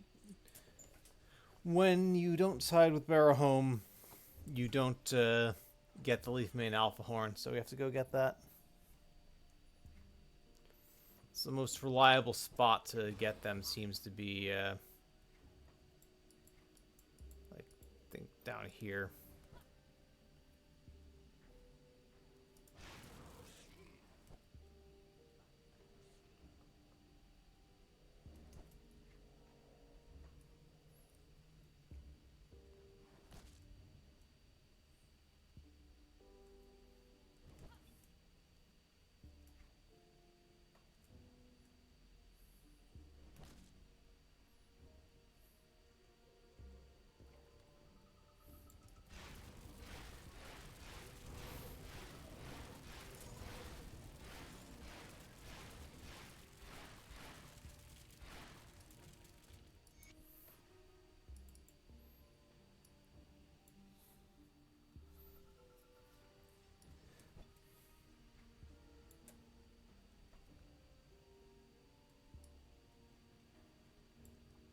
Do you have the materials we seek?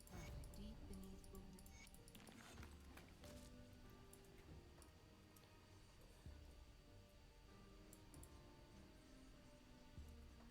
Alright, we rescued the witches. We should get credit for doing that.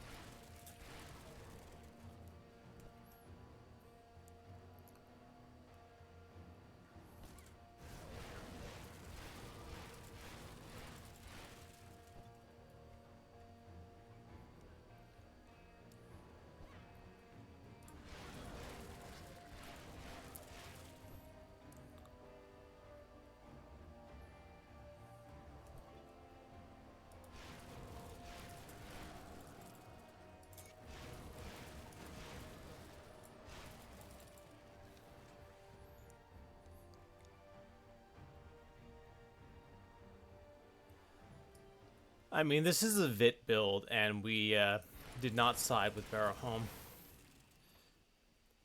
Big reason was we want Reaper Pants, and I'm not going to just run Shattered Realm and pray.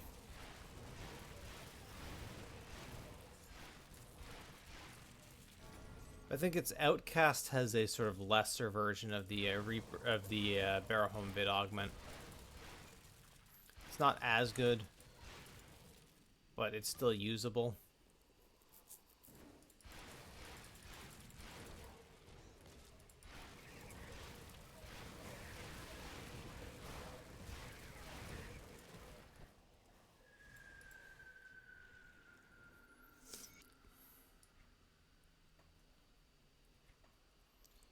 Kill the arcane. I could probably just run by him, but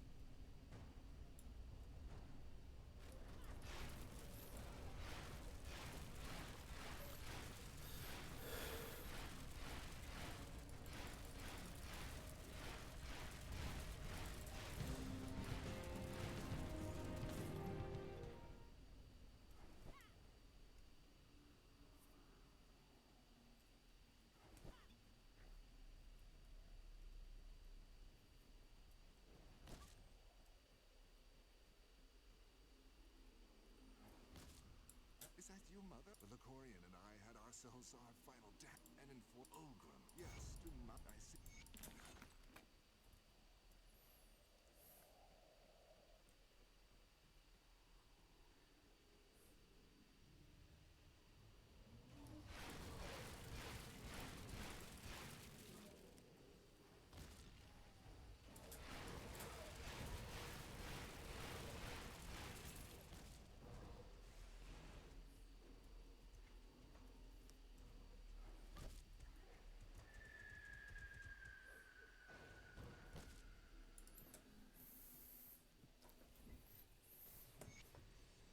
It's good to see the sun again. You're right. Oh, to the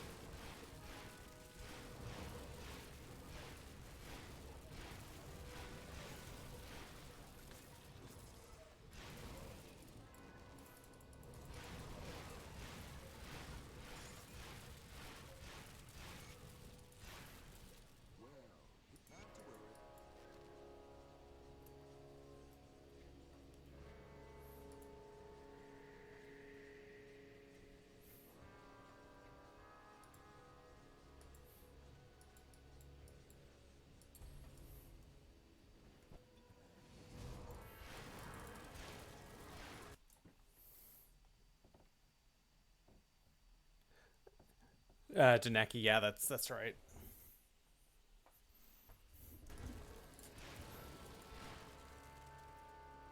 So the answer is basically don't die, but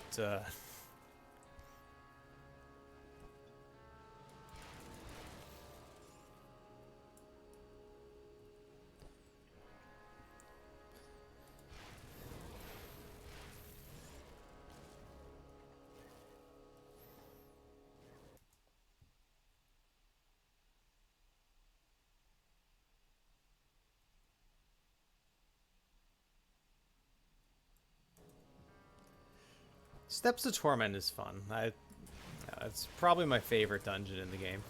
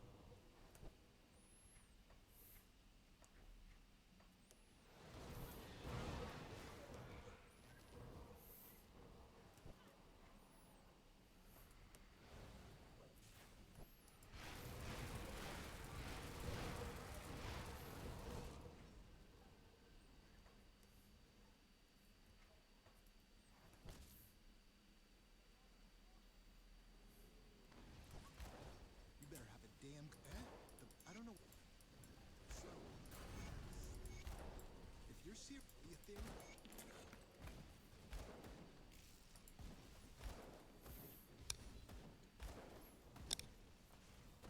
Yeah, Ancient Grove can be a little bit rough. The last boss is very difficult, um, and if you're playing on normal and you go in at too low of a level, everything's going to be massively over leveled. I think Ancient Grove's minimum enemy level is like 50 or something, so you go in at like 40, it's a bit of a slog.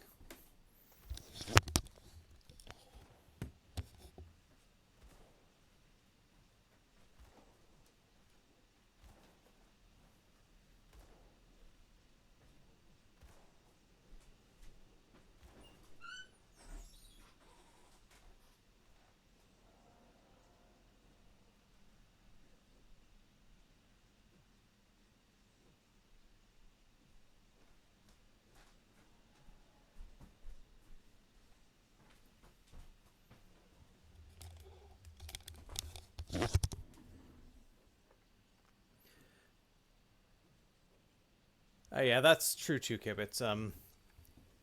So usually in dangerous domains, things like skeleton key dungeons and other areas on the maps, mobs will outlevel you by a couple of levels. That's fairly normal. Bosses will be a level or two higher. So like if you're level 100, you'll fight a lot of enemies that are level 106 or something.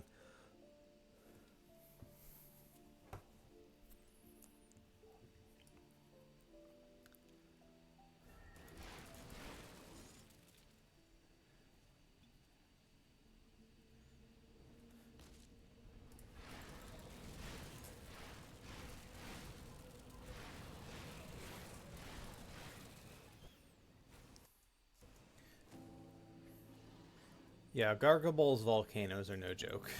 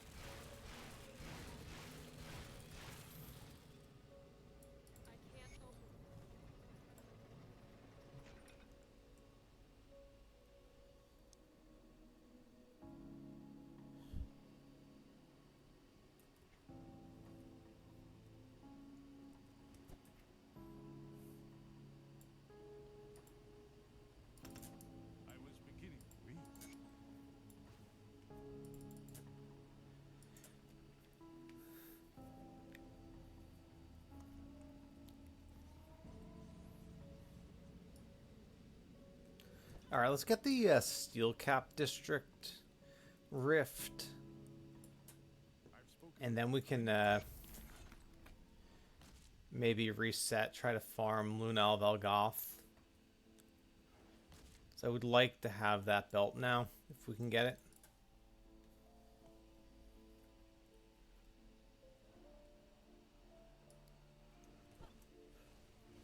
We're not going to go crazy, 3 runs max, but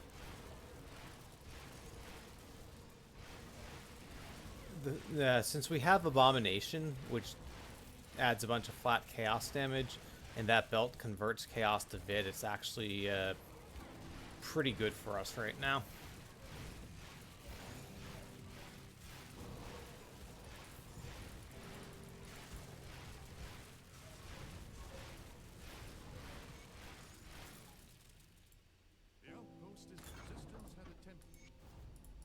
Alright.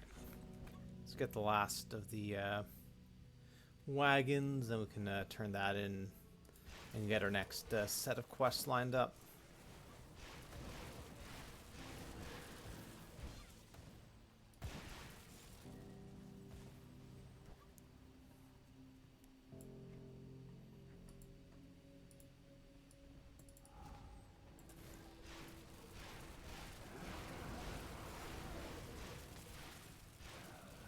Okay, this is Outcast and not Black Legion.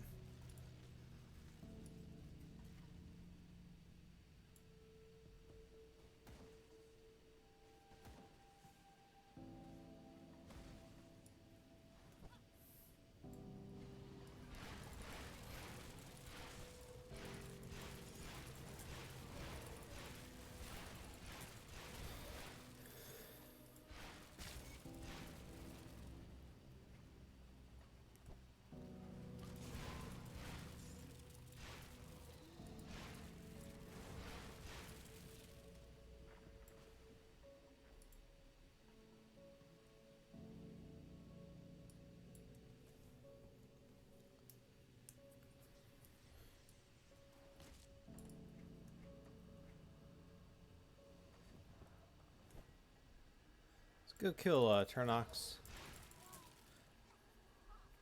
We don't need his item, but 90. We're at 9711. I'm thinking if we get to Honored before we start turning in more quests, it'll slightly accelerate.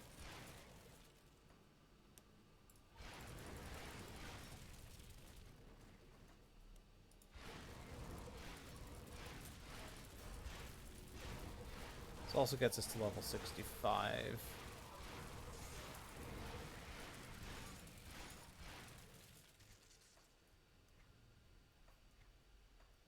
$98.51.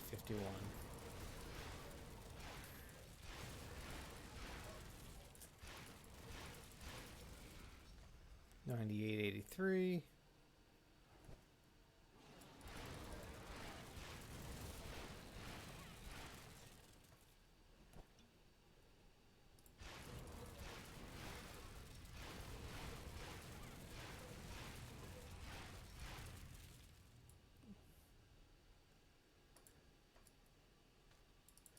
So even with our little screw up with not buying the Writ for Black Legion right away, we're still in good shape there.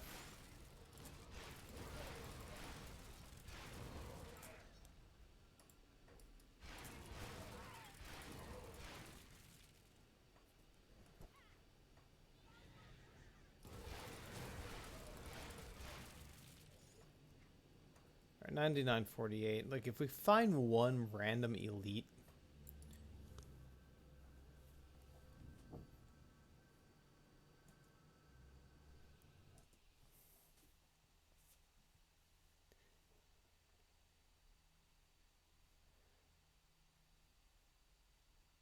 hardcore is a lot of fun if you don't get too tilted when you die. That's the only thing. Just the achievement hunter in me is gonna say take that level 98, just plod at a glacial pace, get it to level 100 to get that achievement, and then if someone is revered with Mammoth Resistance, you can buy a ton of experience potions to make leveling easier and things like that. But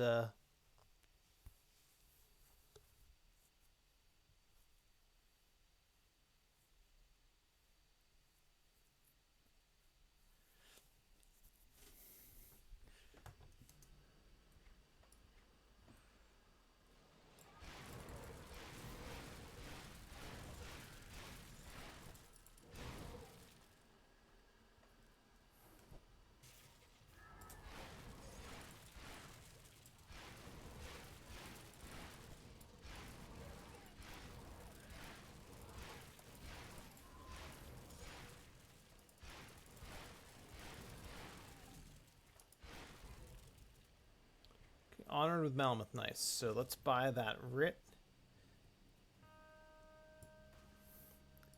Turn in quest. We are gonna farm Lunal Valgoth though.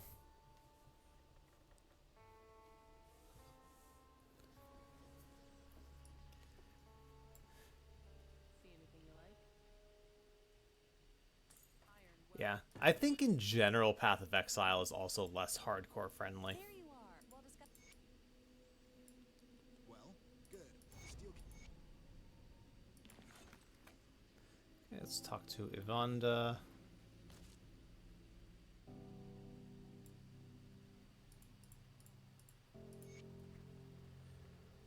Okay, these pants. No, these are level 50. What was level 65 that I was looking at wearing? Could have sworn there was something.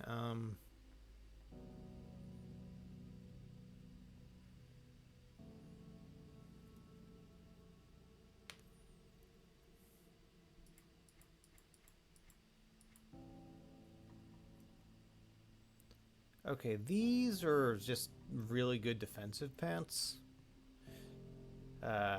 Chaos, Elemental Res, Stun Res, Health, DA. Yeah, I think we give up a tiny bit of percent damage to take these.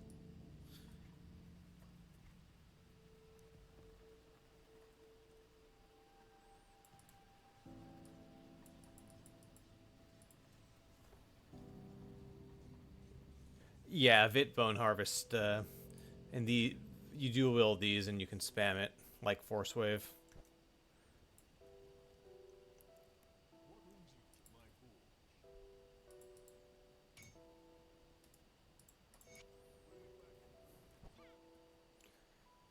All right, let's do a Lunel Valgoth run.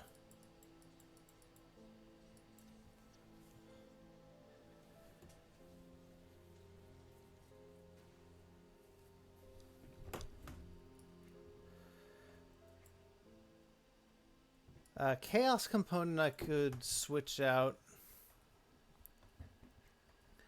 I think I'll probably do my big shift at level 70.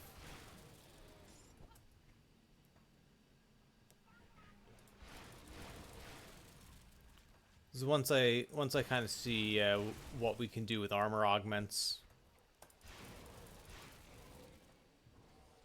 then we'll know.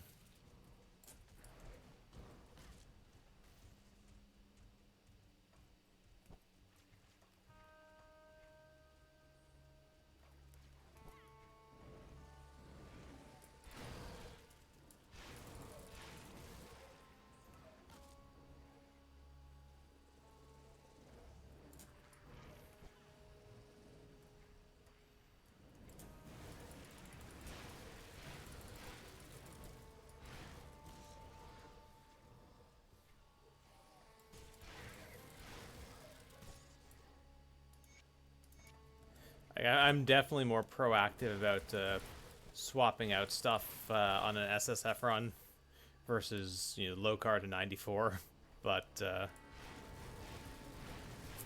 usually do most of it at milestones unless something crazy drops. It's like level 70 is the big upgrade for the Bone Scythe because it also gives us additional Wendigo totem spawns.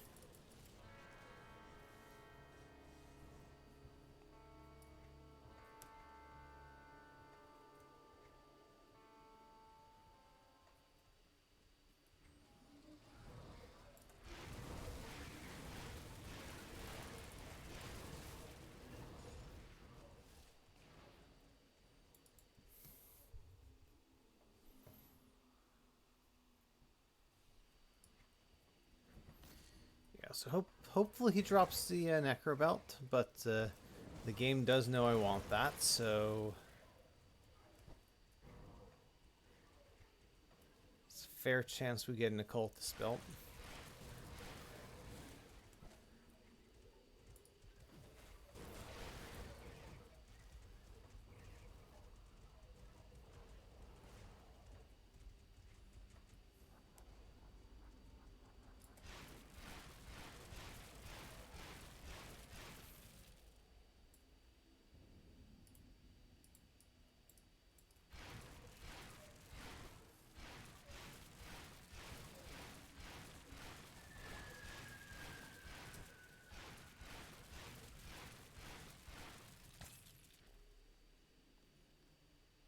Alright, so that's the Occultist one, and it's a god-awful roll.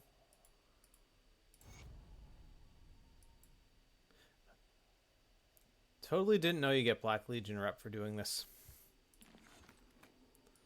But that's an added bonus, I guess. Alright, let's do another one. Aurelius, thanks for the follow.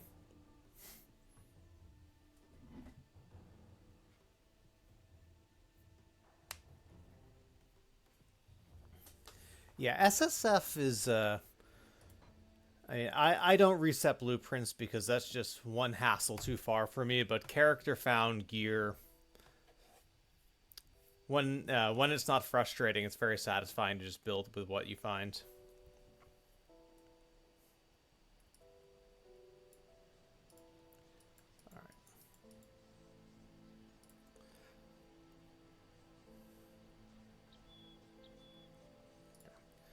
Yeah, we'll do Luna. I think I said 3 runs for Luna Alvalgoth.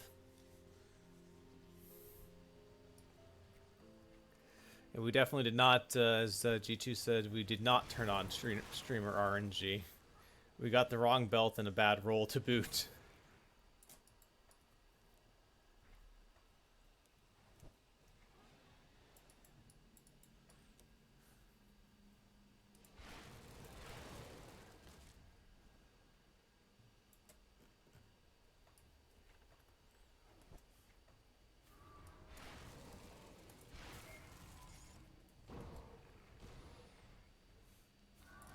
I am a sucker for getting every Aether Crystal I can. It's like blooms. Basically any crafting mat, you just can never have too many of them. Can we go in there? Thank you.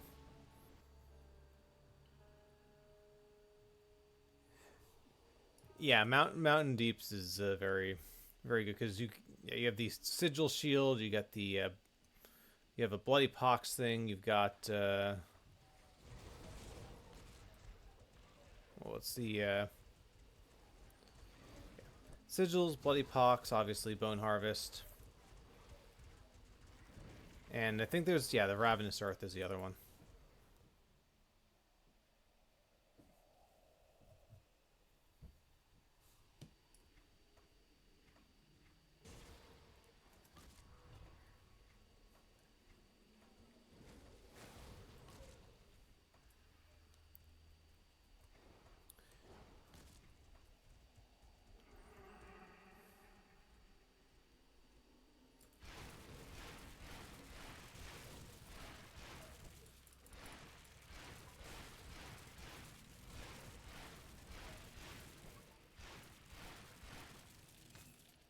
Rime Frost. I can't with this roll. Okay. Aether Res, Chaos Res, Stun and Freeze Res, +1 Necromancer. Really good Chaos to Vit percentage. But this is so bad. Yeah, you know what? I don't care. I'm gonna wear it until 94, and we'll farm a better one then.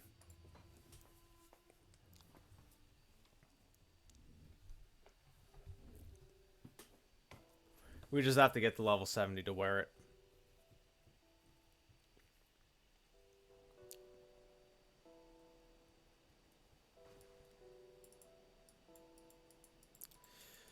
Okay, let's go back and finish Malmoth.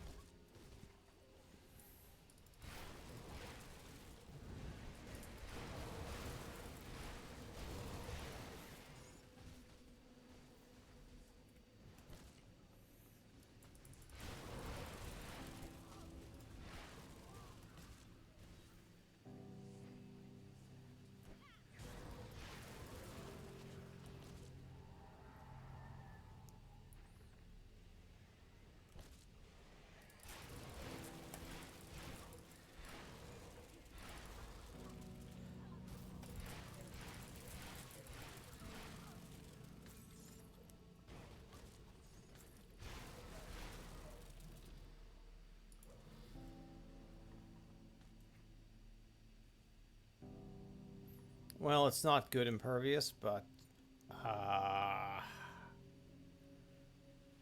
can I pass on these even though it's bad impervious and thunder is worthless? I don't think I can. I think I have to wear those at level 72.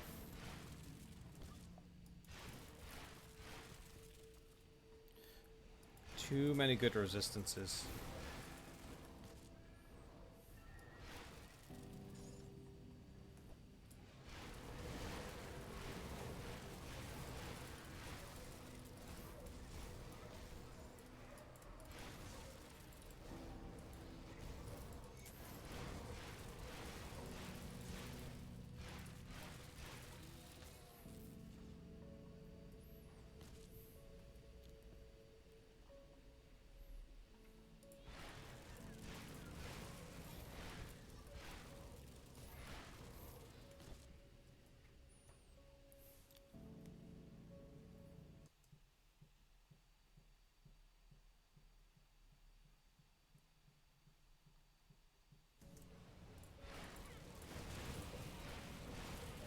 I like so speed leveling with Lokar and XP pots. I do full Malmoth clear on normal as much as I can on the XP pot on Elite, which gets me to Revered usually.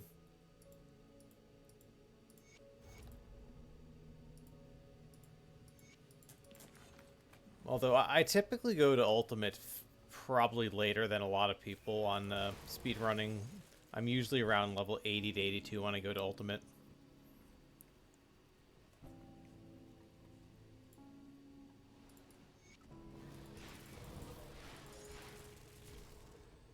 The XP you get in Malmoth is actually pretty good on each difficulty level.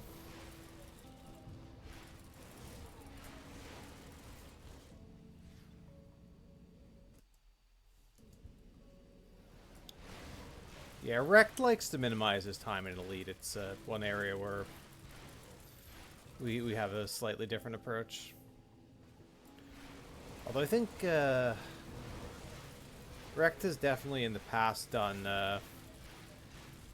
shrines on normal and gone to Elite and just try to get the ultimate as soon as possible.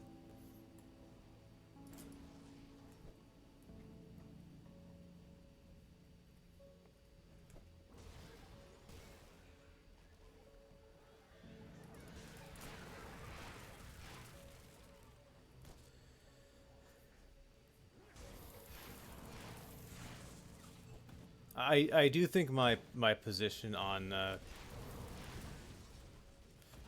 when I go to Ultimate and things like that, it's definitely the minority position among people who speed level.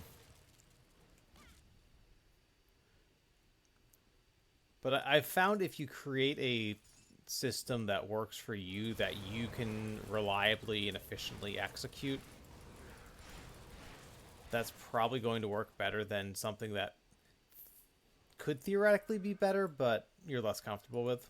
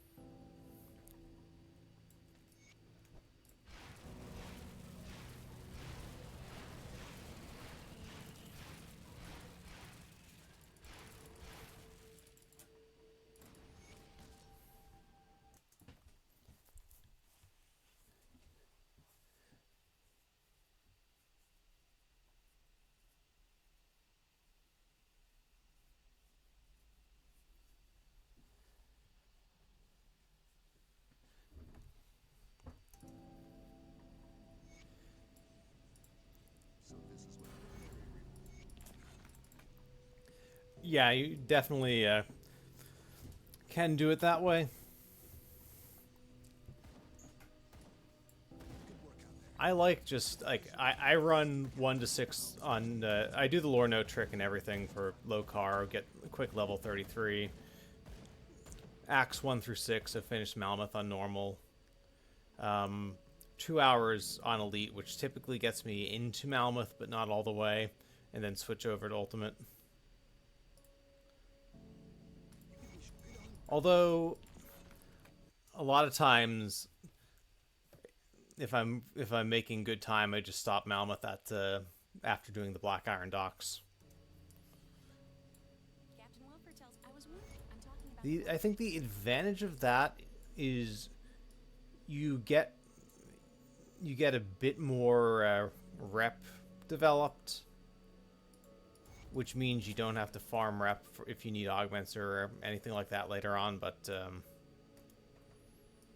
mean, it's not a huge deal either way.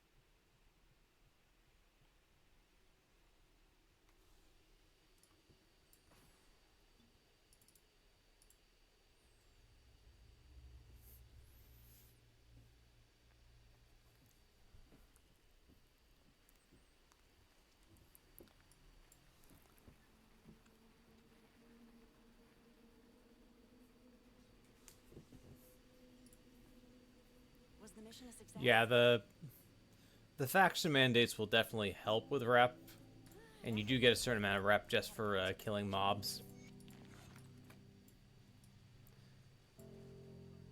But the quest XP is pretty juicy. Quest rep rewards are pretty juicy.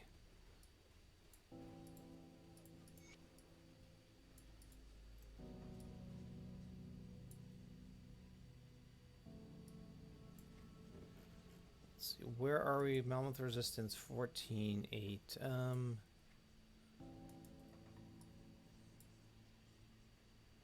Let's quickly go to normal. Do the council on normal. That's 1500 easy wrap.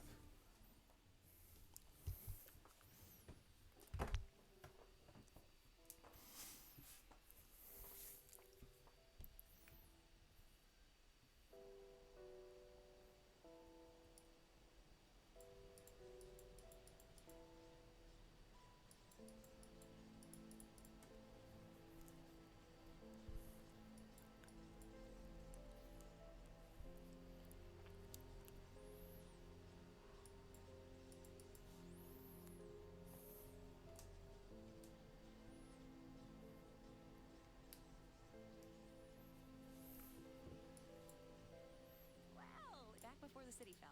We come see what's left of my I think you mean yeah. The mandate is 200. It's the writ that's 50.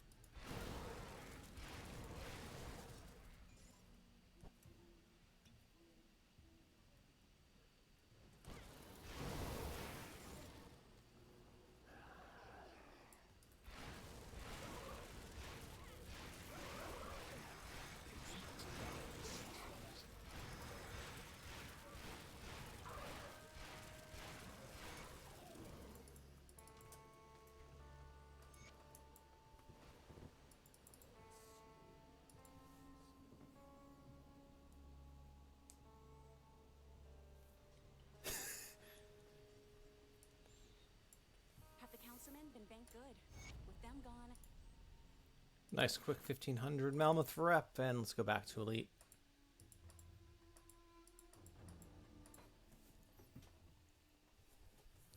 Yeah, transmuting is a pain.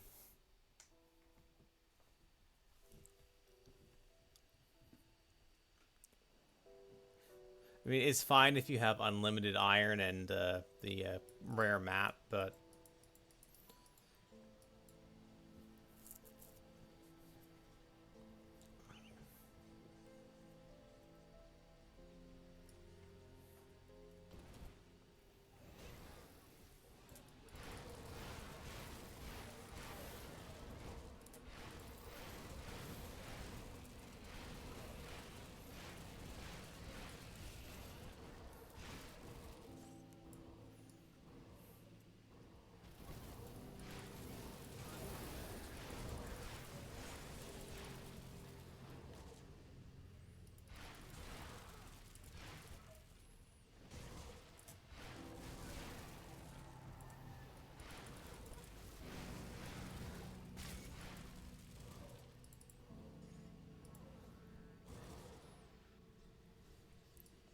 yeah, it's definitely a good option to have.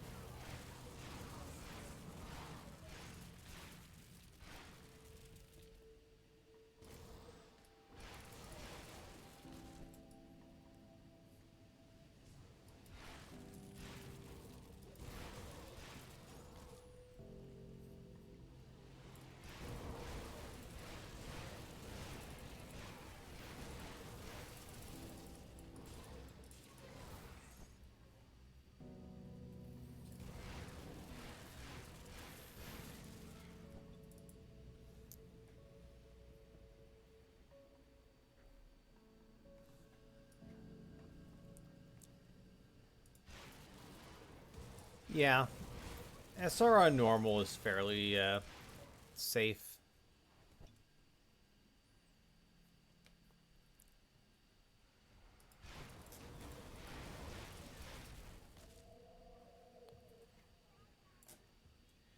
But you have to hate if you have to not hate running it.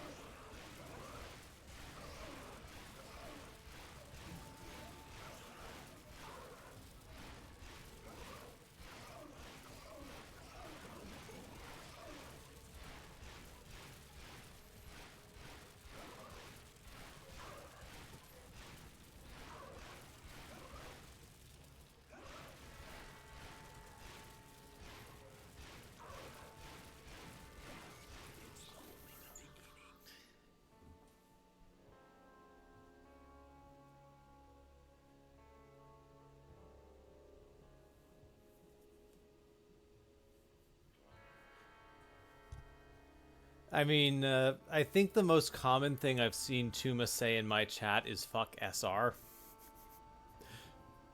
So either he's pulling off the most convincing long con meme of all time, or he truly hates SR. And I'm gonna go with he truly hates SR.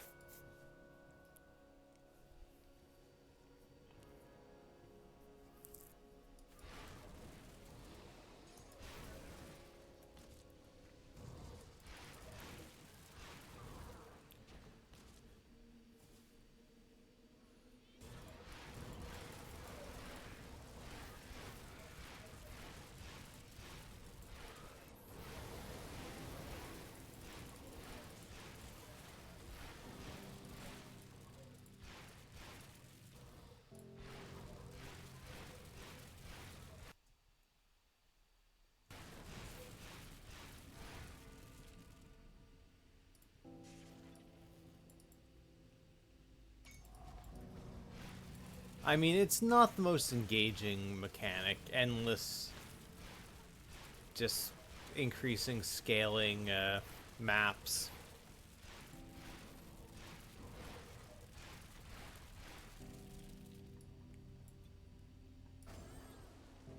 Oh, hello, Valexaria. Thank you for dropping a meter on me from across the screen.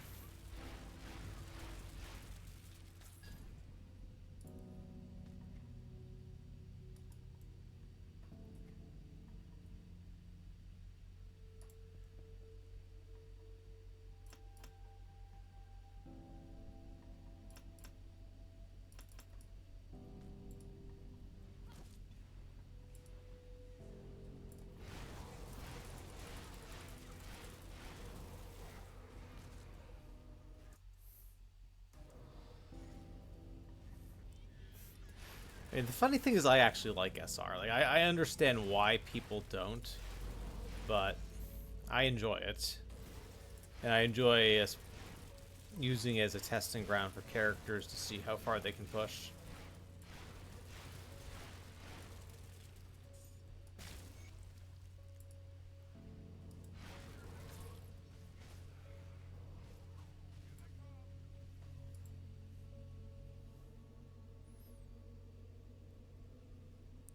And yeah, compressed SR makes it so much better. I would also very much agree with that. Alright, let's get the other U quest from Coven. It gives us an extra boss kill for rep while we're down here. It also gives us a bit more XP.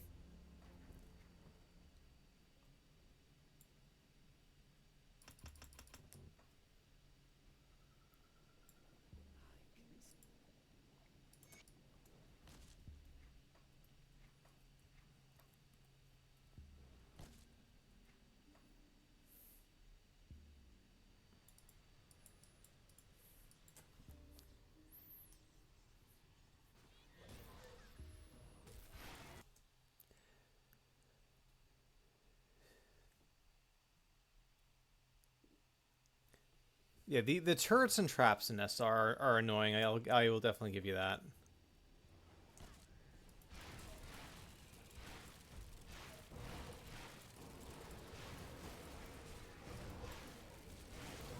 Yes, the time thing doesn't bother me, mostly because the characters I'm going to be pushing and doing a lot of stuff in SR with are characters that aren't going to struggle for time.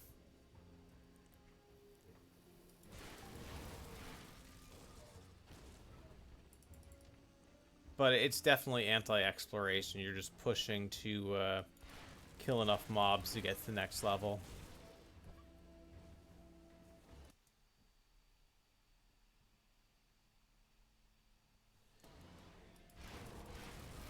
Yeah, I think it's 2 extra chests for making the timer, but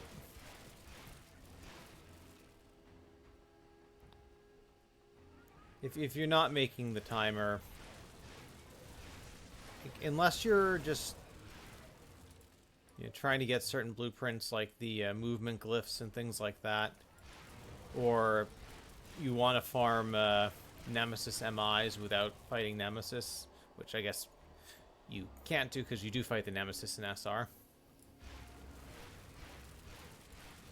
Or without grinding Nemesis rep, maybe is the correct way of thinking about it.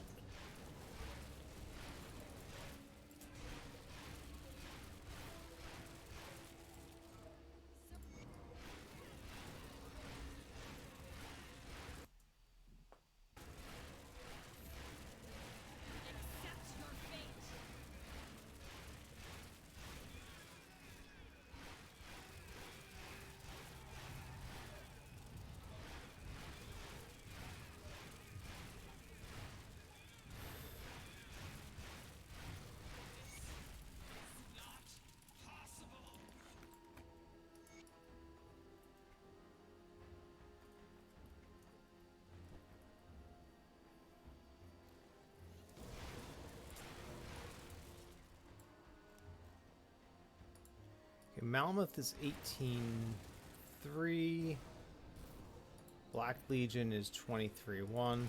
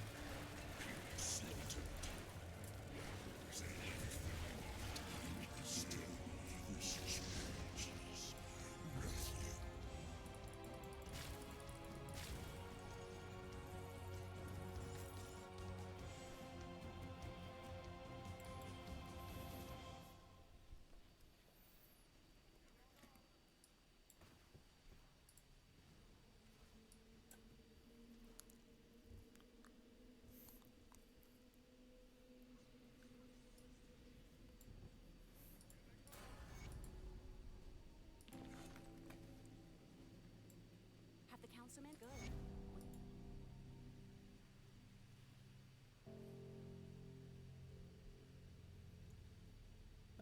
Dual wield range weapons. That's not helpful.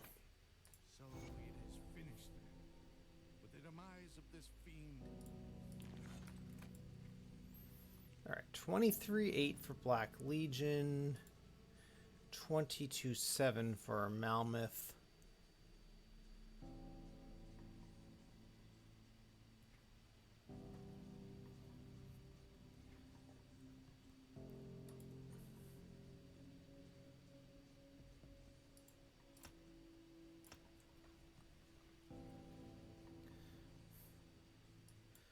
All right, we're going to reset. We're going to get reputation maxed with both of them.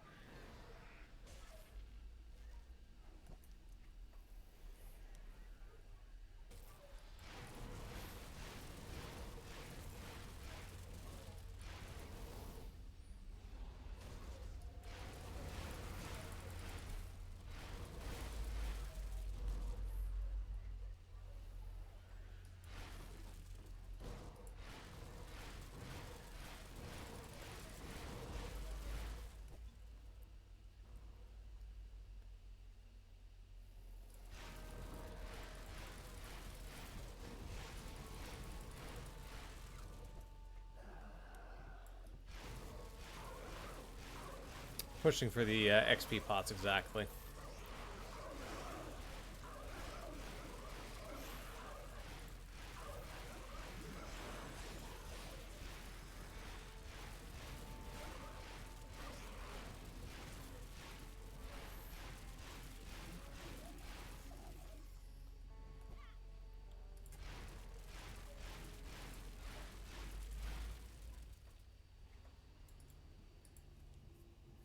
Also pushing for level 70 so we can use armor augments and the next level of gear before ultimate.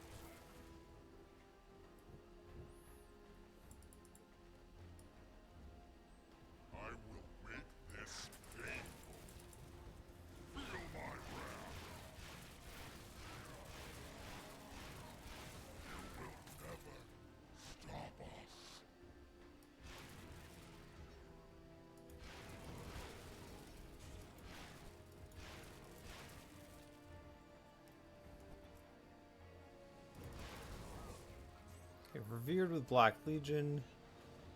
1100 off with Mammoth Resistance.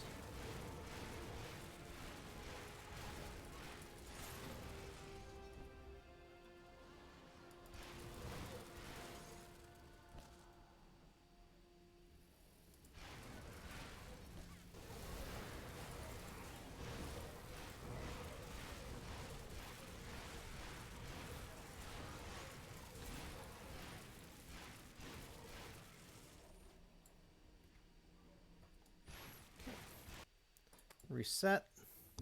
One more run should easily do it.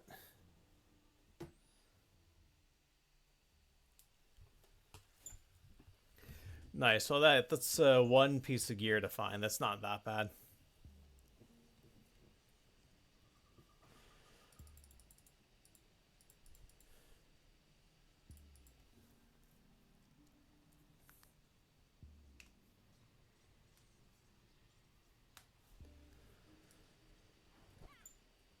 Yeah, Vid Conjurer is a classic.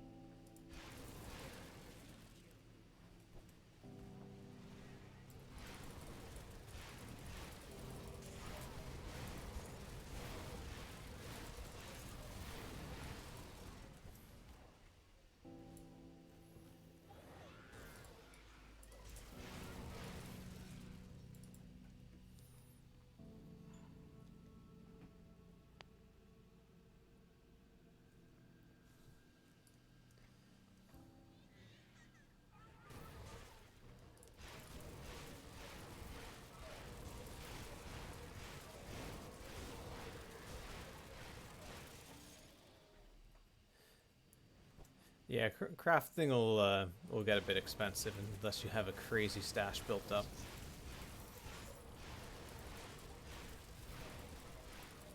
But the more your characters survive and you can do chill farming with them, the less that becomes an issue.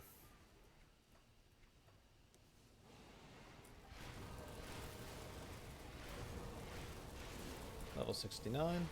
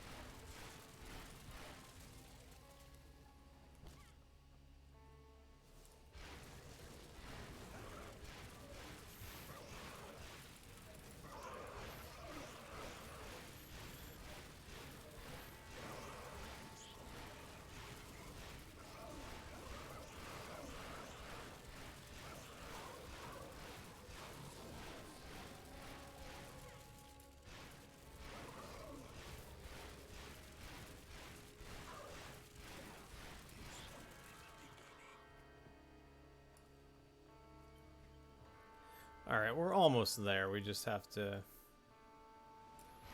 kill a few more mobs. We'll get revered.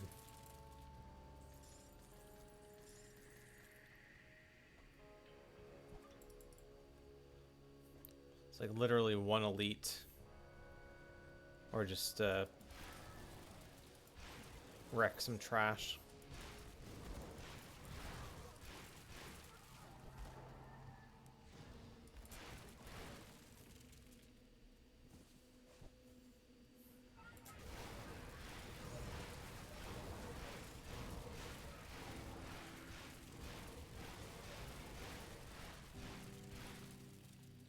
And we're revered with Mammoth Resistance. Let's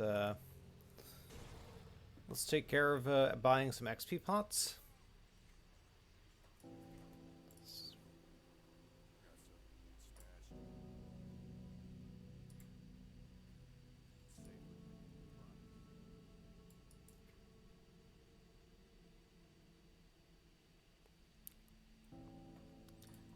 I'll give you a good price on what I've got left.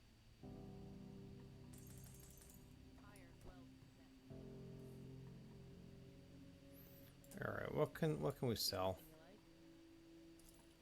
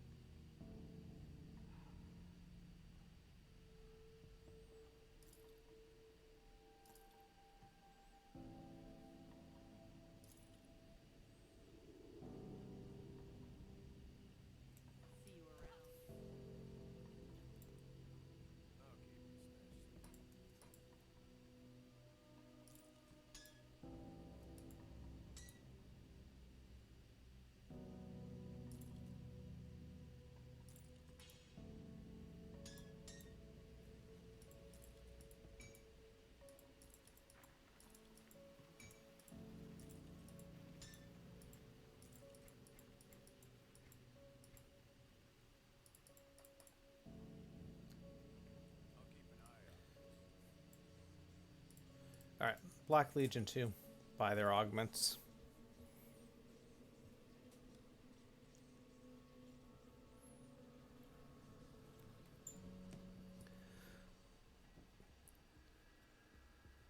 So I don't reset blueprints, which means I don't have to worry about different save files. And the only reason I even have the shared stash open here is so that I can dump stuff out that I don't need on this character. But I'm basically only using stuff I find, and obviously that includes components. If you want to be a purist, you should reset your save files and blueprints and all of that, but that's just a step too far in annoyance for me, especially if I'm going to want to go run SR with some level 100 already. Thanks for the follow, Sheriful. I'm not sure. Alright. We're buying...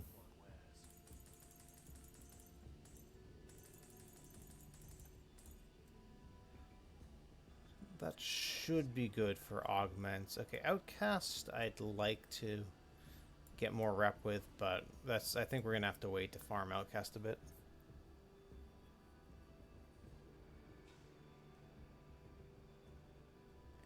Yeah, GD Stash is fine. I prefer Item Assistant just because you don't even have the ability to think about creating items.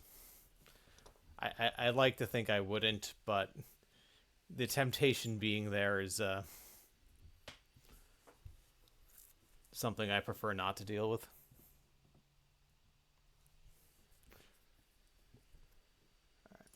I'm going to open Item Assistant because, like I said, we dump items we don't need into it. Obviously, we're SSF, so we can't pull stuff out of Item Assistant, but we can drop stuff in and we just don't get paid for it.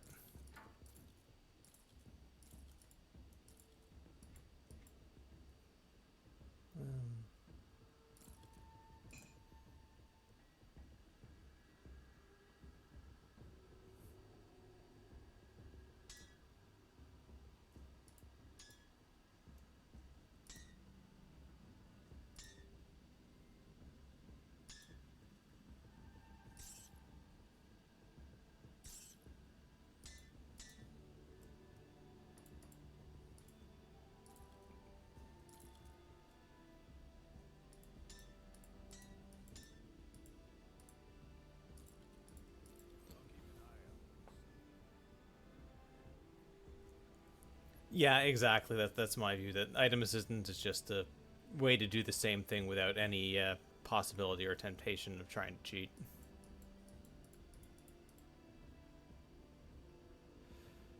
Okay, what were we want to get the level 70, right? So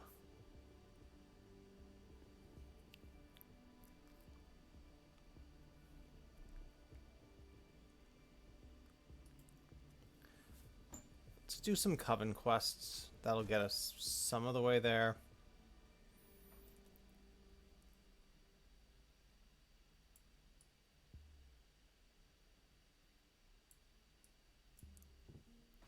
Okay, right. We have to kill Sylvaria, then Janaxia, then do the wards and all that other stuff. Well, we'll get a few blooms along the way as we're trying to get some XP.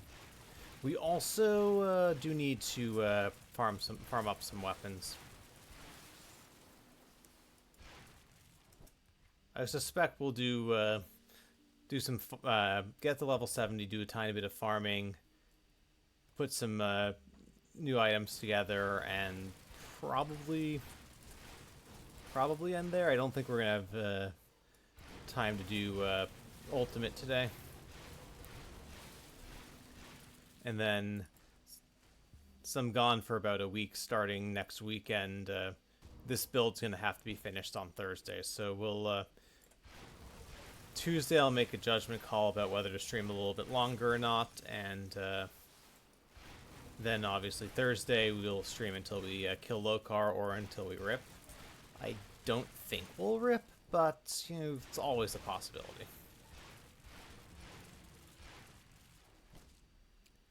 There is a chance I might try to farm Dark One set, because it is a 10% drop chance almost per character, which is pretty solid.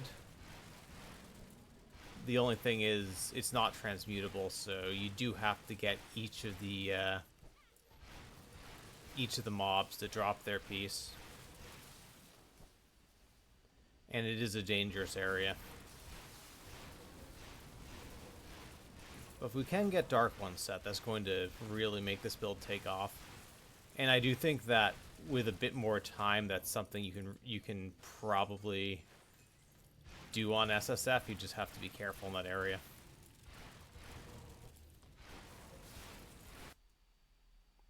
Yep, we'll be crafting some Hoarfrost ointment for sure for the freeze traps.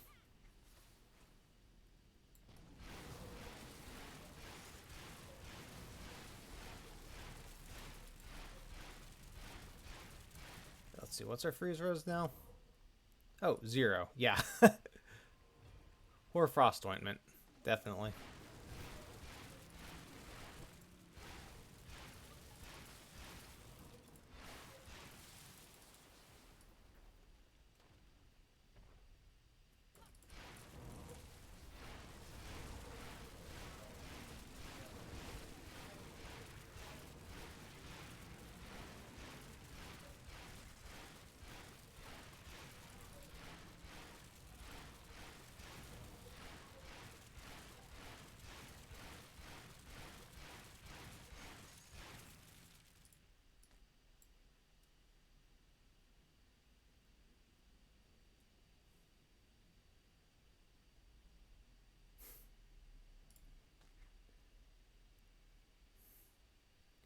Pierce, Poison, Chaos, Ellie Res, Health.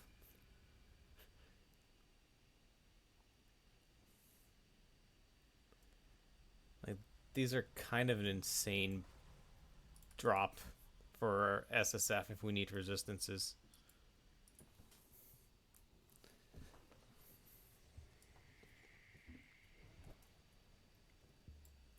Have you found good?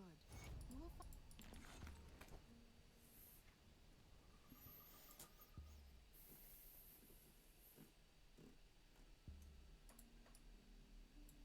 Glorious.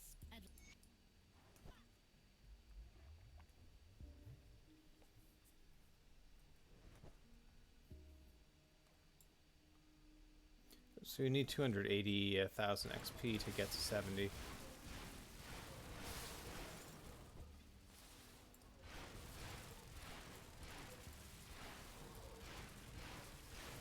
Realistically, we'd probably get it by farming the gear we need. So I'm not sure what. Maybe we'll just kill Janaxia, turn that in, and then do some farming.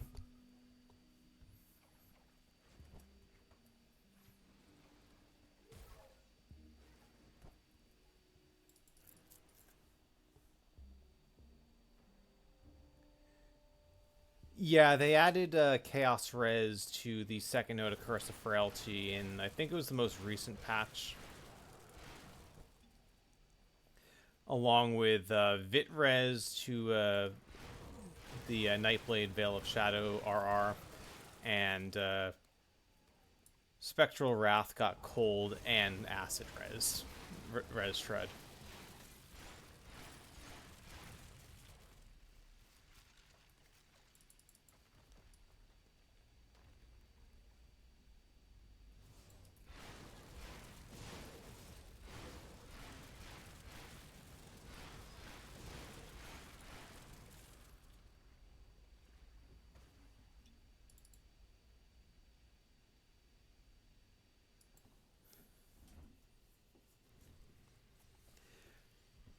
Yeah, I had a Acid Dreeg Zuvali Cabalist, which is definitely stronger now. Is it? It appears yet not far. Alright, let me do some farming. Let's try to get a level 70 helm and see what we can get as far as level level 70 bone scythes.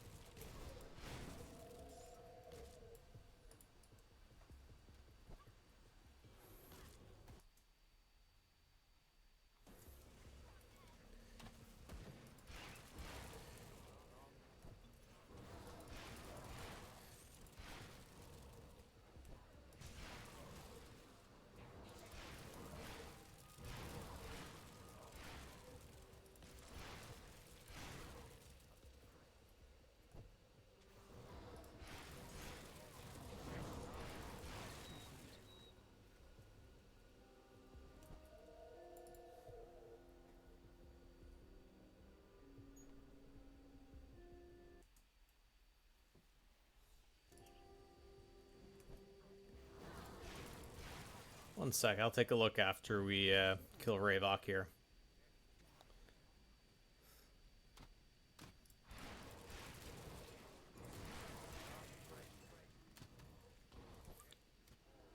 Okay, Ravok, you know you want to drop me a good helm, right? A good amulet too wouldn't hurt, but I don't want to be too greedy.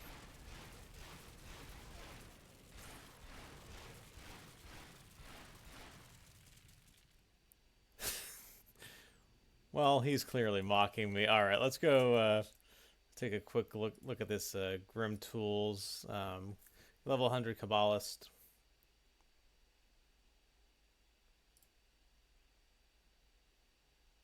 Okay, so we went Bone Scythe Kabbalist. Here's Fizz Cold.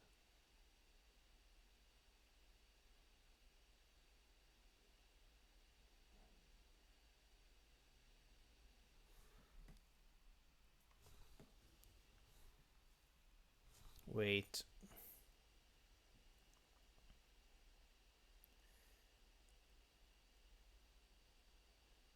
Okay, fire.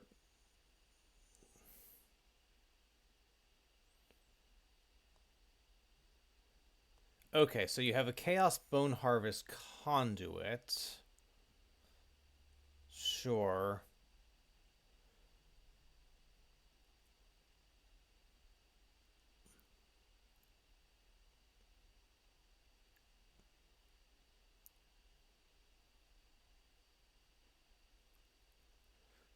So I'm trying to figure out how this works because the weapon also does cold to vit for Bone Harvest. So you have two of those doing cold to vit and one thing doing cold to chaos. So 2/3 of that theoretically should still be going to vit. Try to see if I'm.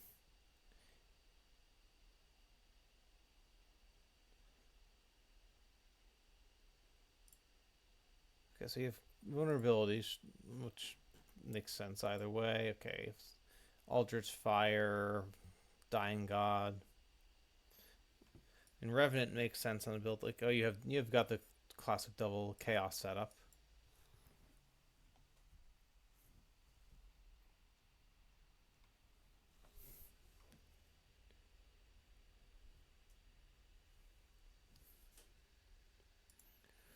But what's the actual breakdown of your bone harvest damage? Because it looks like you are still getting some stuff that's converting it to vit.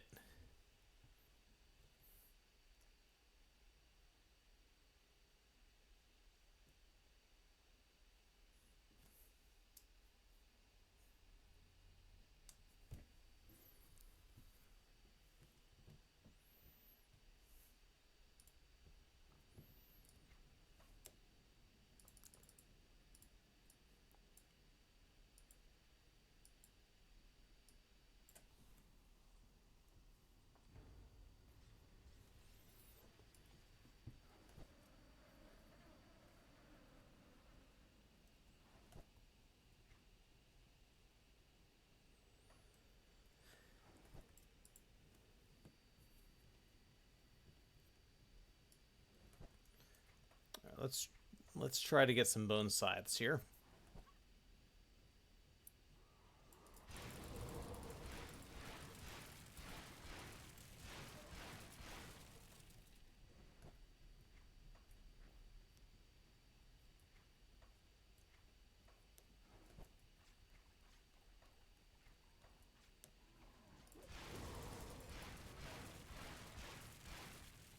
Decaying of Alacrity, I mean, it's still an upgrade, even though it's not a good roll.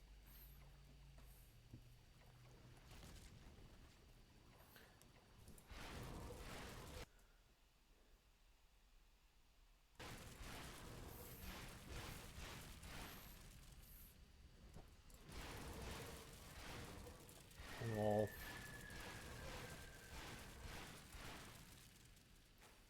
What's your casting speed?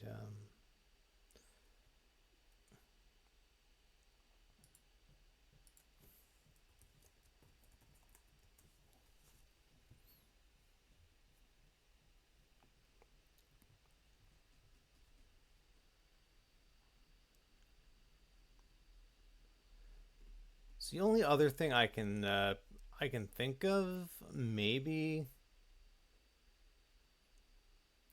is Ice Scorn Talons instead of the Goals Gloves. Although, wait, what is? Oh, do you have is Goals there for the let's see, it's extra range and attack damage converted to health. Ice Scorn would give you more casting speed, which if you're spamming it is useful. All right, yeah, you have Possession, which makes sense.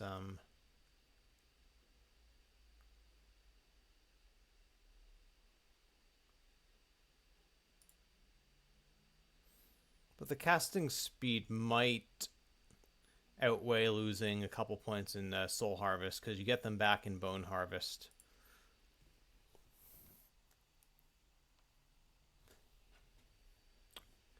Oh, it's for the range. That's fair. Yeah, it's nothing wrong with memeing around. As long as it's working and you know what the weaknesses are. Decaying Bone Scythe that decay. Okay. I'm going to try... We're going to do a full run just because we already have 2 level 70s. So we should be good, but if we can get 2 good rolls as opposed to 1 good roll and 1 kind of roll, that would be preferable.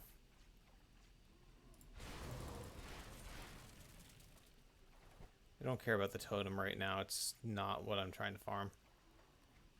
Usually we always click totems, but we have a specific goal at the moment.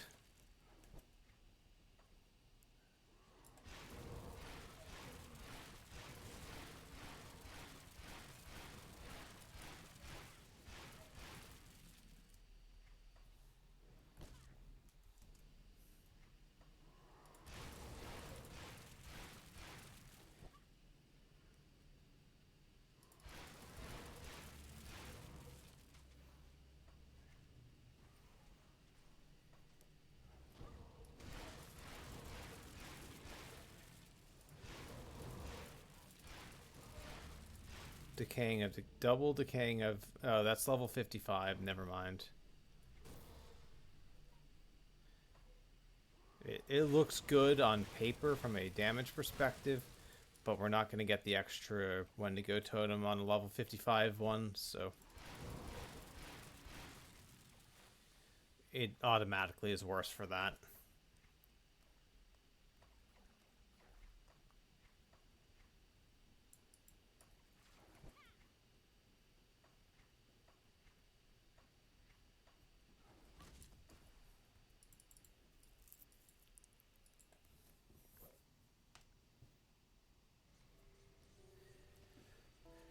Yeah, I mean, at least there's a lot of mobs in that area, and so you're going to get drops. It just might not be the drops you want at the moment.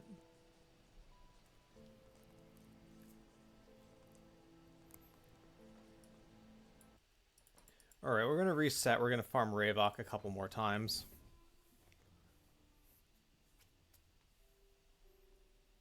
Yeah. Gallus is fair, although it takes a bit of time sometimes to find the hive. It's the only thing there. But if you don't mind that.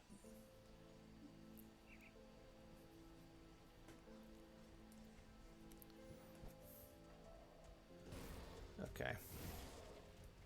It would be really cool if Ravok would actually give us a decent drop this time, but we shall see.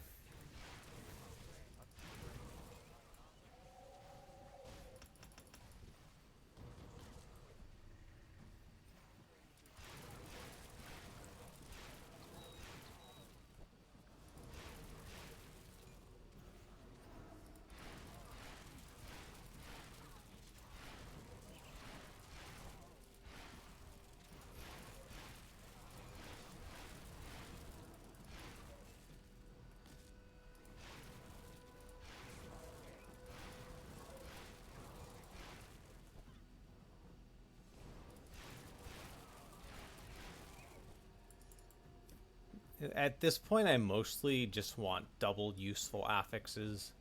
It doesn't have to be amazing, just something to get me to level 94.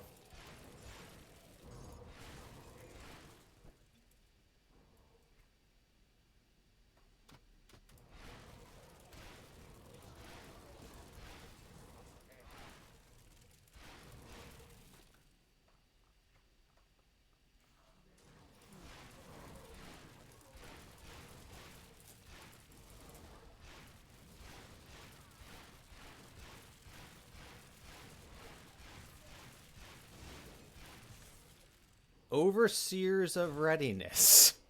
All right.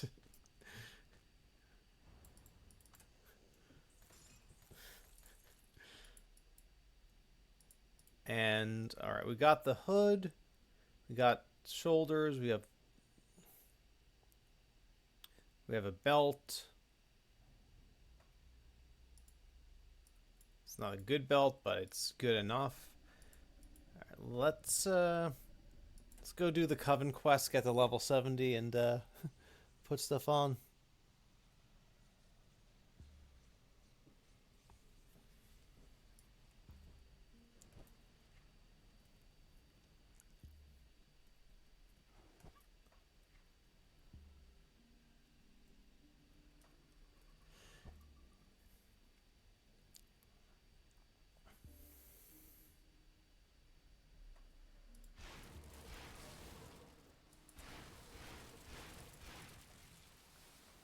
All right, there should be. I think it's down here.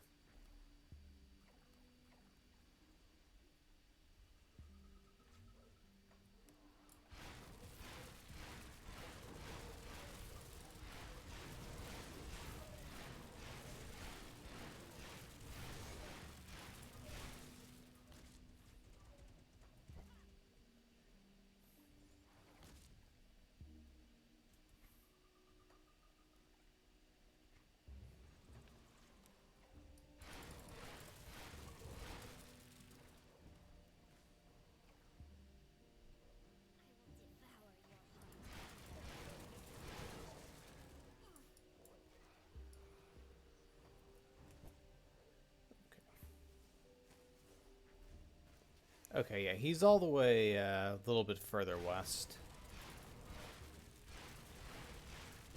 I usually do this one first, and then go southeast.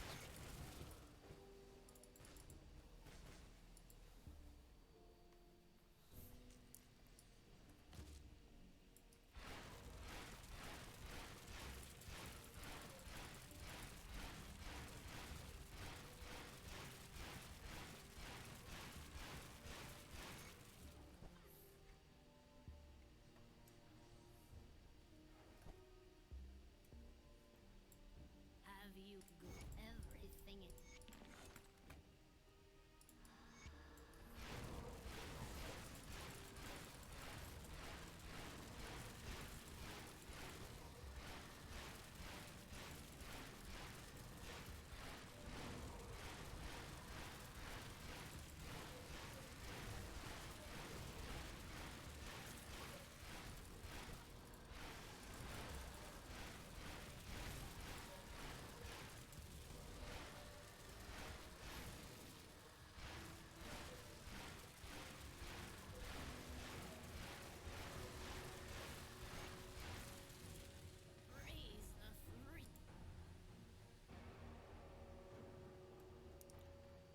Melee, dual wielding.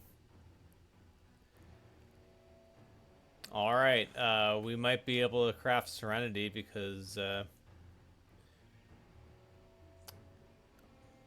we have a metal that lets us dual wield. Okay. And apparently we have 16,000 XP that we need to get, so let's just go kill some mobs. That'll hit. Then we'll hit level 70. And put some gear on, see how we're looking.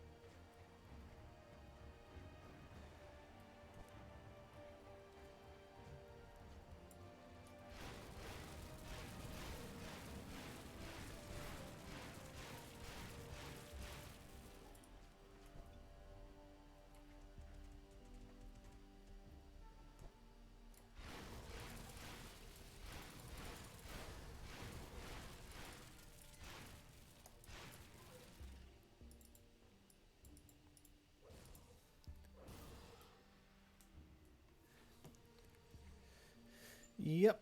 Okay. Of course, this requires level 74, but that's okay.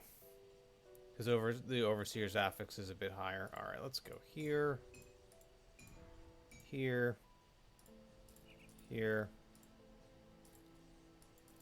and here. Let's make sure this is the right one. Rhyme Frost is, yeah. Impervious of Thunder. All right. So 107, 61, 61, 57, 22, 35, 11, 36. All right, so Aether. So we'll keep the Deathwatcher pendant we have at the moment.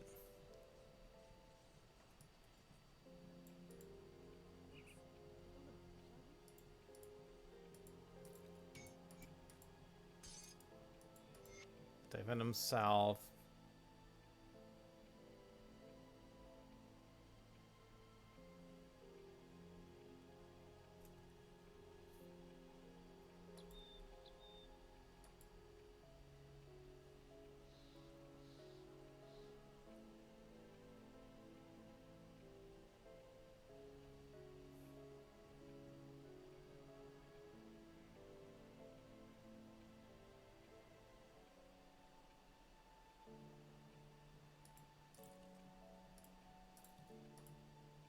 I don't really like having 0%. Well, we'll have 15% slow rest from Arc the Traveler, I guess.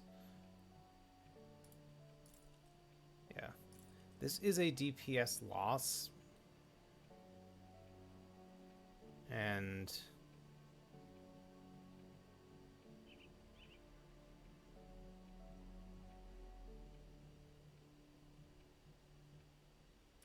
I don't know.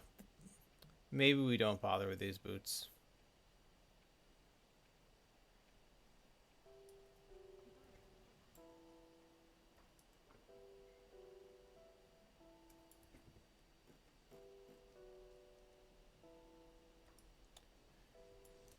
Okay, who has Vit damage augments?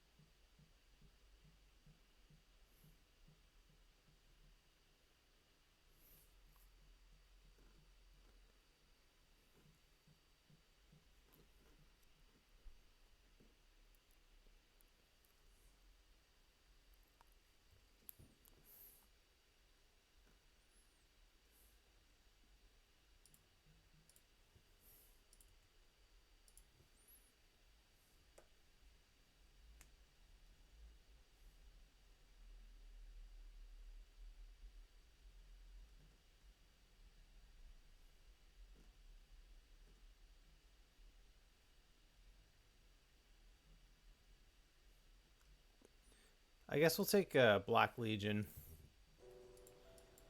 Weapon augments.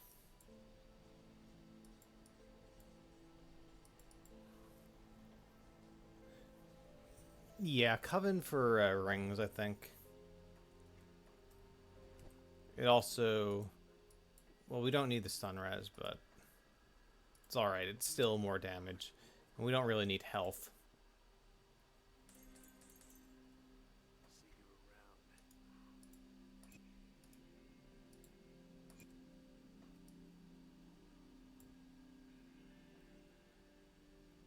I do the best I can with what I've got.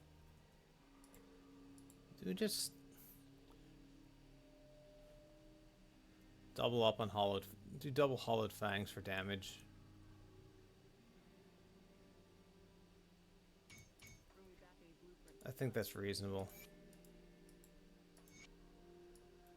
Coven for rings.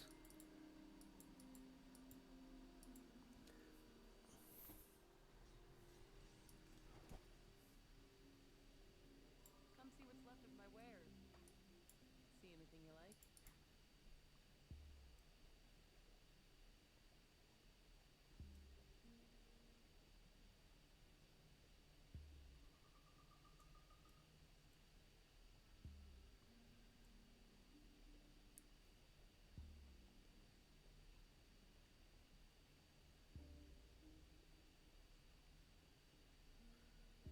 I guess since I don't need the stun res, this is actually better.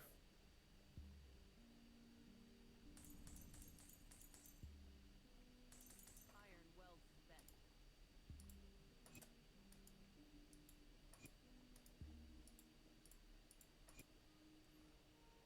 Alright, this has extra pierce res, which we don't need.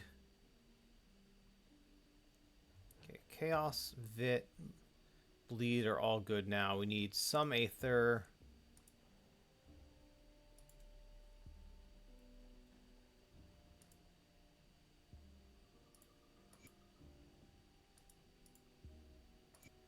Alright, Aether overcap is fine.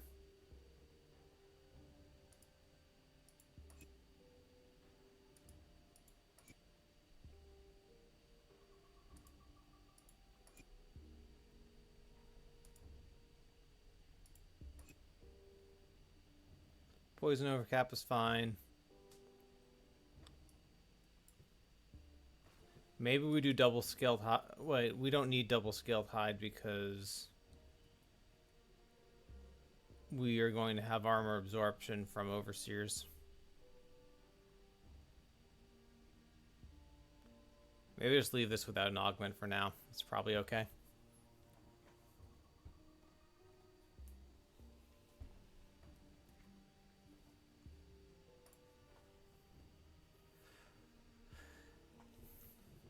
Probably, but not enough of an issue that I'm going to do anything about it. I think we'll probably use an arcane spark or two in endgame, which should help. So I think we'll be all right. Got something you need stashed?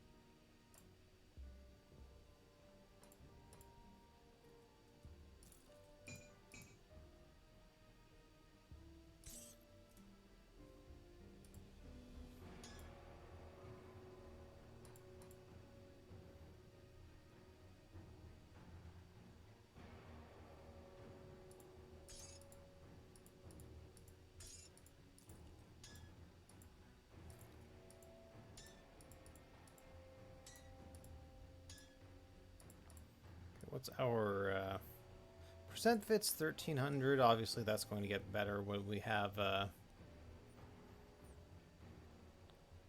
oak skin will also boost our armor. That's okay. And we can get 1 point out of us. We don't need as much in Soul Harvest. So let's do a final respec. Put points in.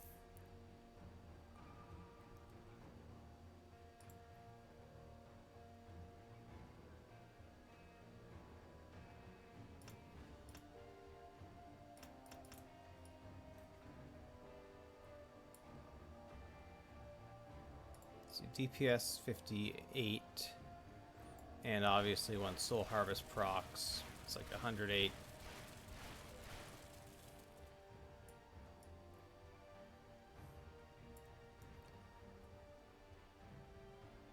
Okay, double checking that these are all over 25 over, and they are. So this build is ready for Ultimate, which will start on Tuesday. We've got XP pots, and we'll easily hit 94 on Tuesday. Start looking towards figuring out what we want this to be at endgame, and go from there. So between Tuesday and Thursday, we'll finish up this build. Let's take a look, see who is on. Yeah, Bone Harvest is oh, Rect is playing Grim Dawn. That's perfect. Let's go raid Rect. He might be reacting to the Arthur Bruno interview, but that's fine. We'll raid him.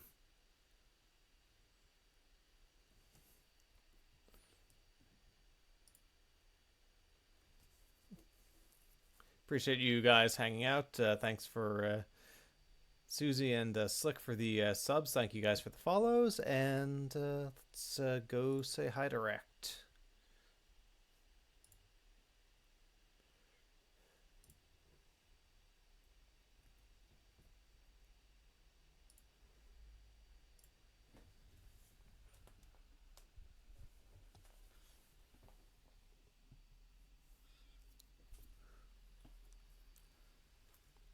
Like I said, I'll be back on Tuesday, 4 o'clock Eastern Time US.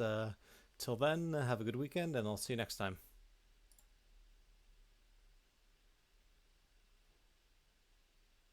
This had checked in new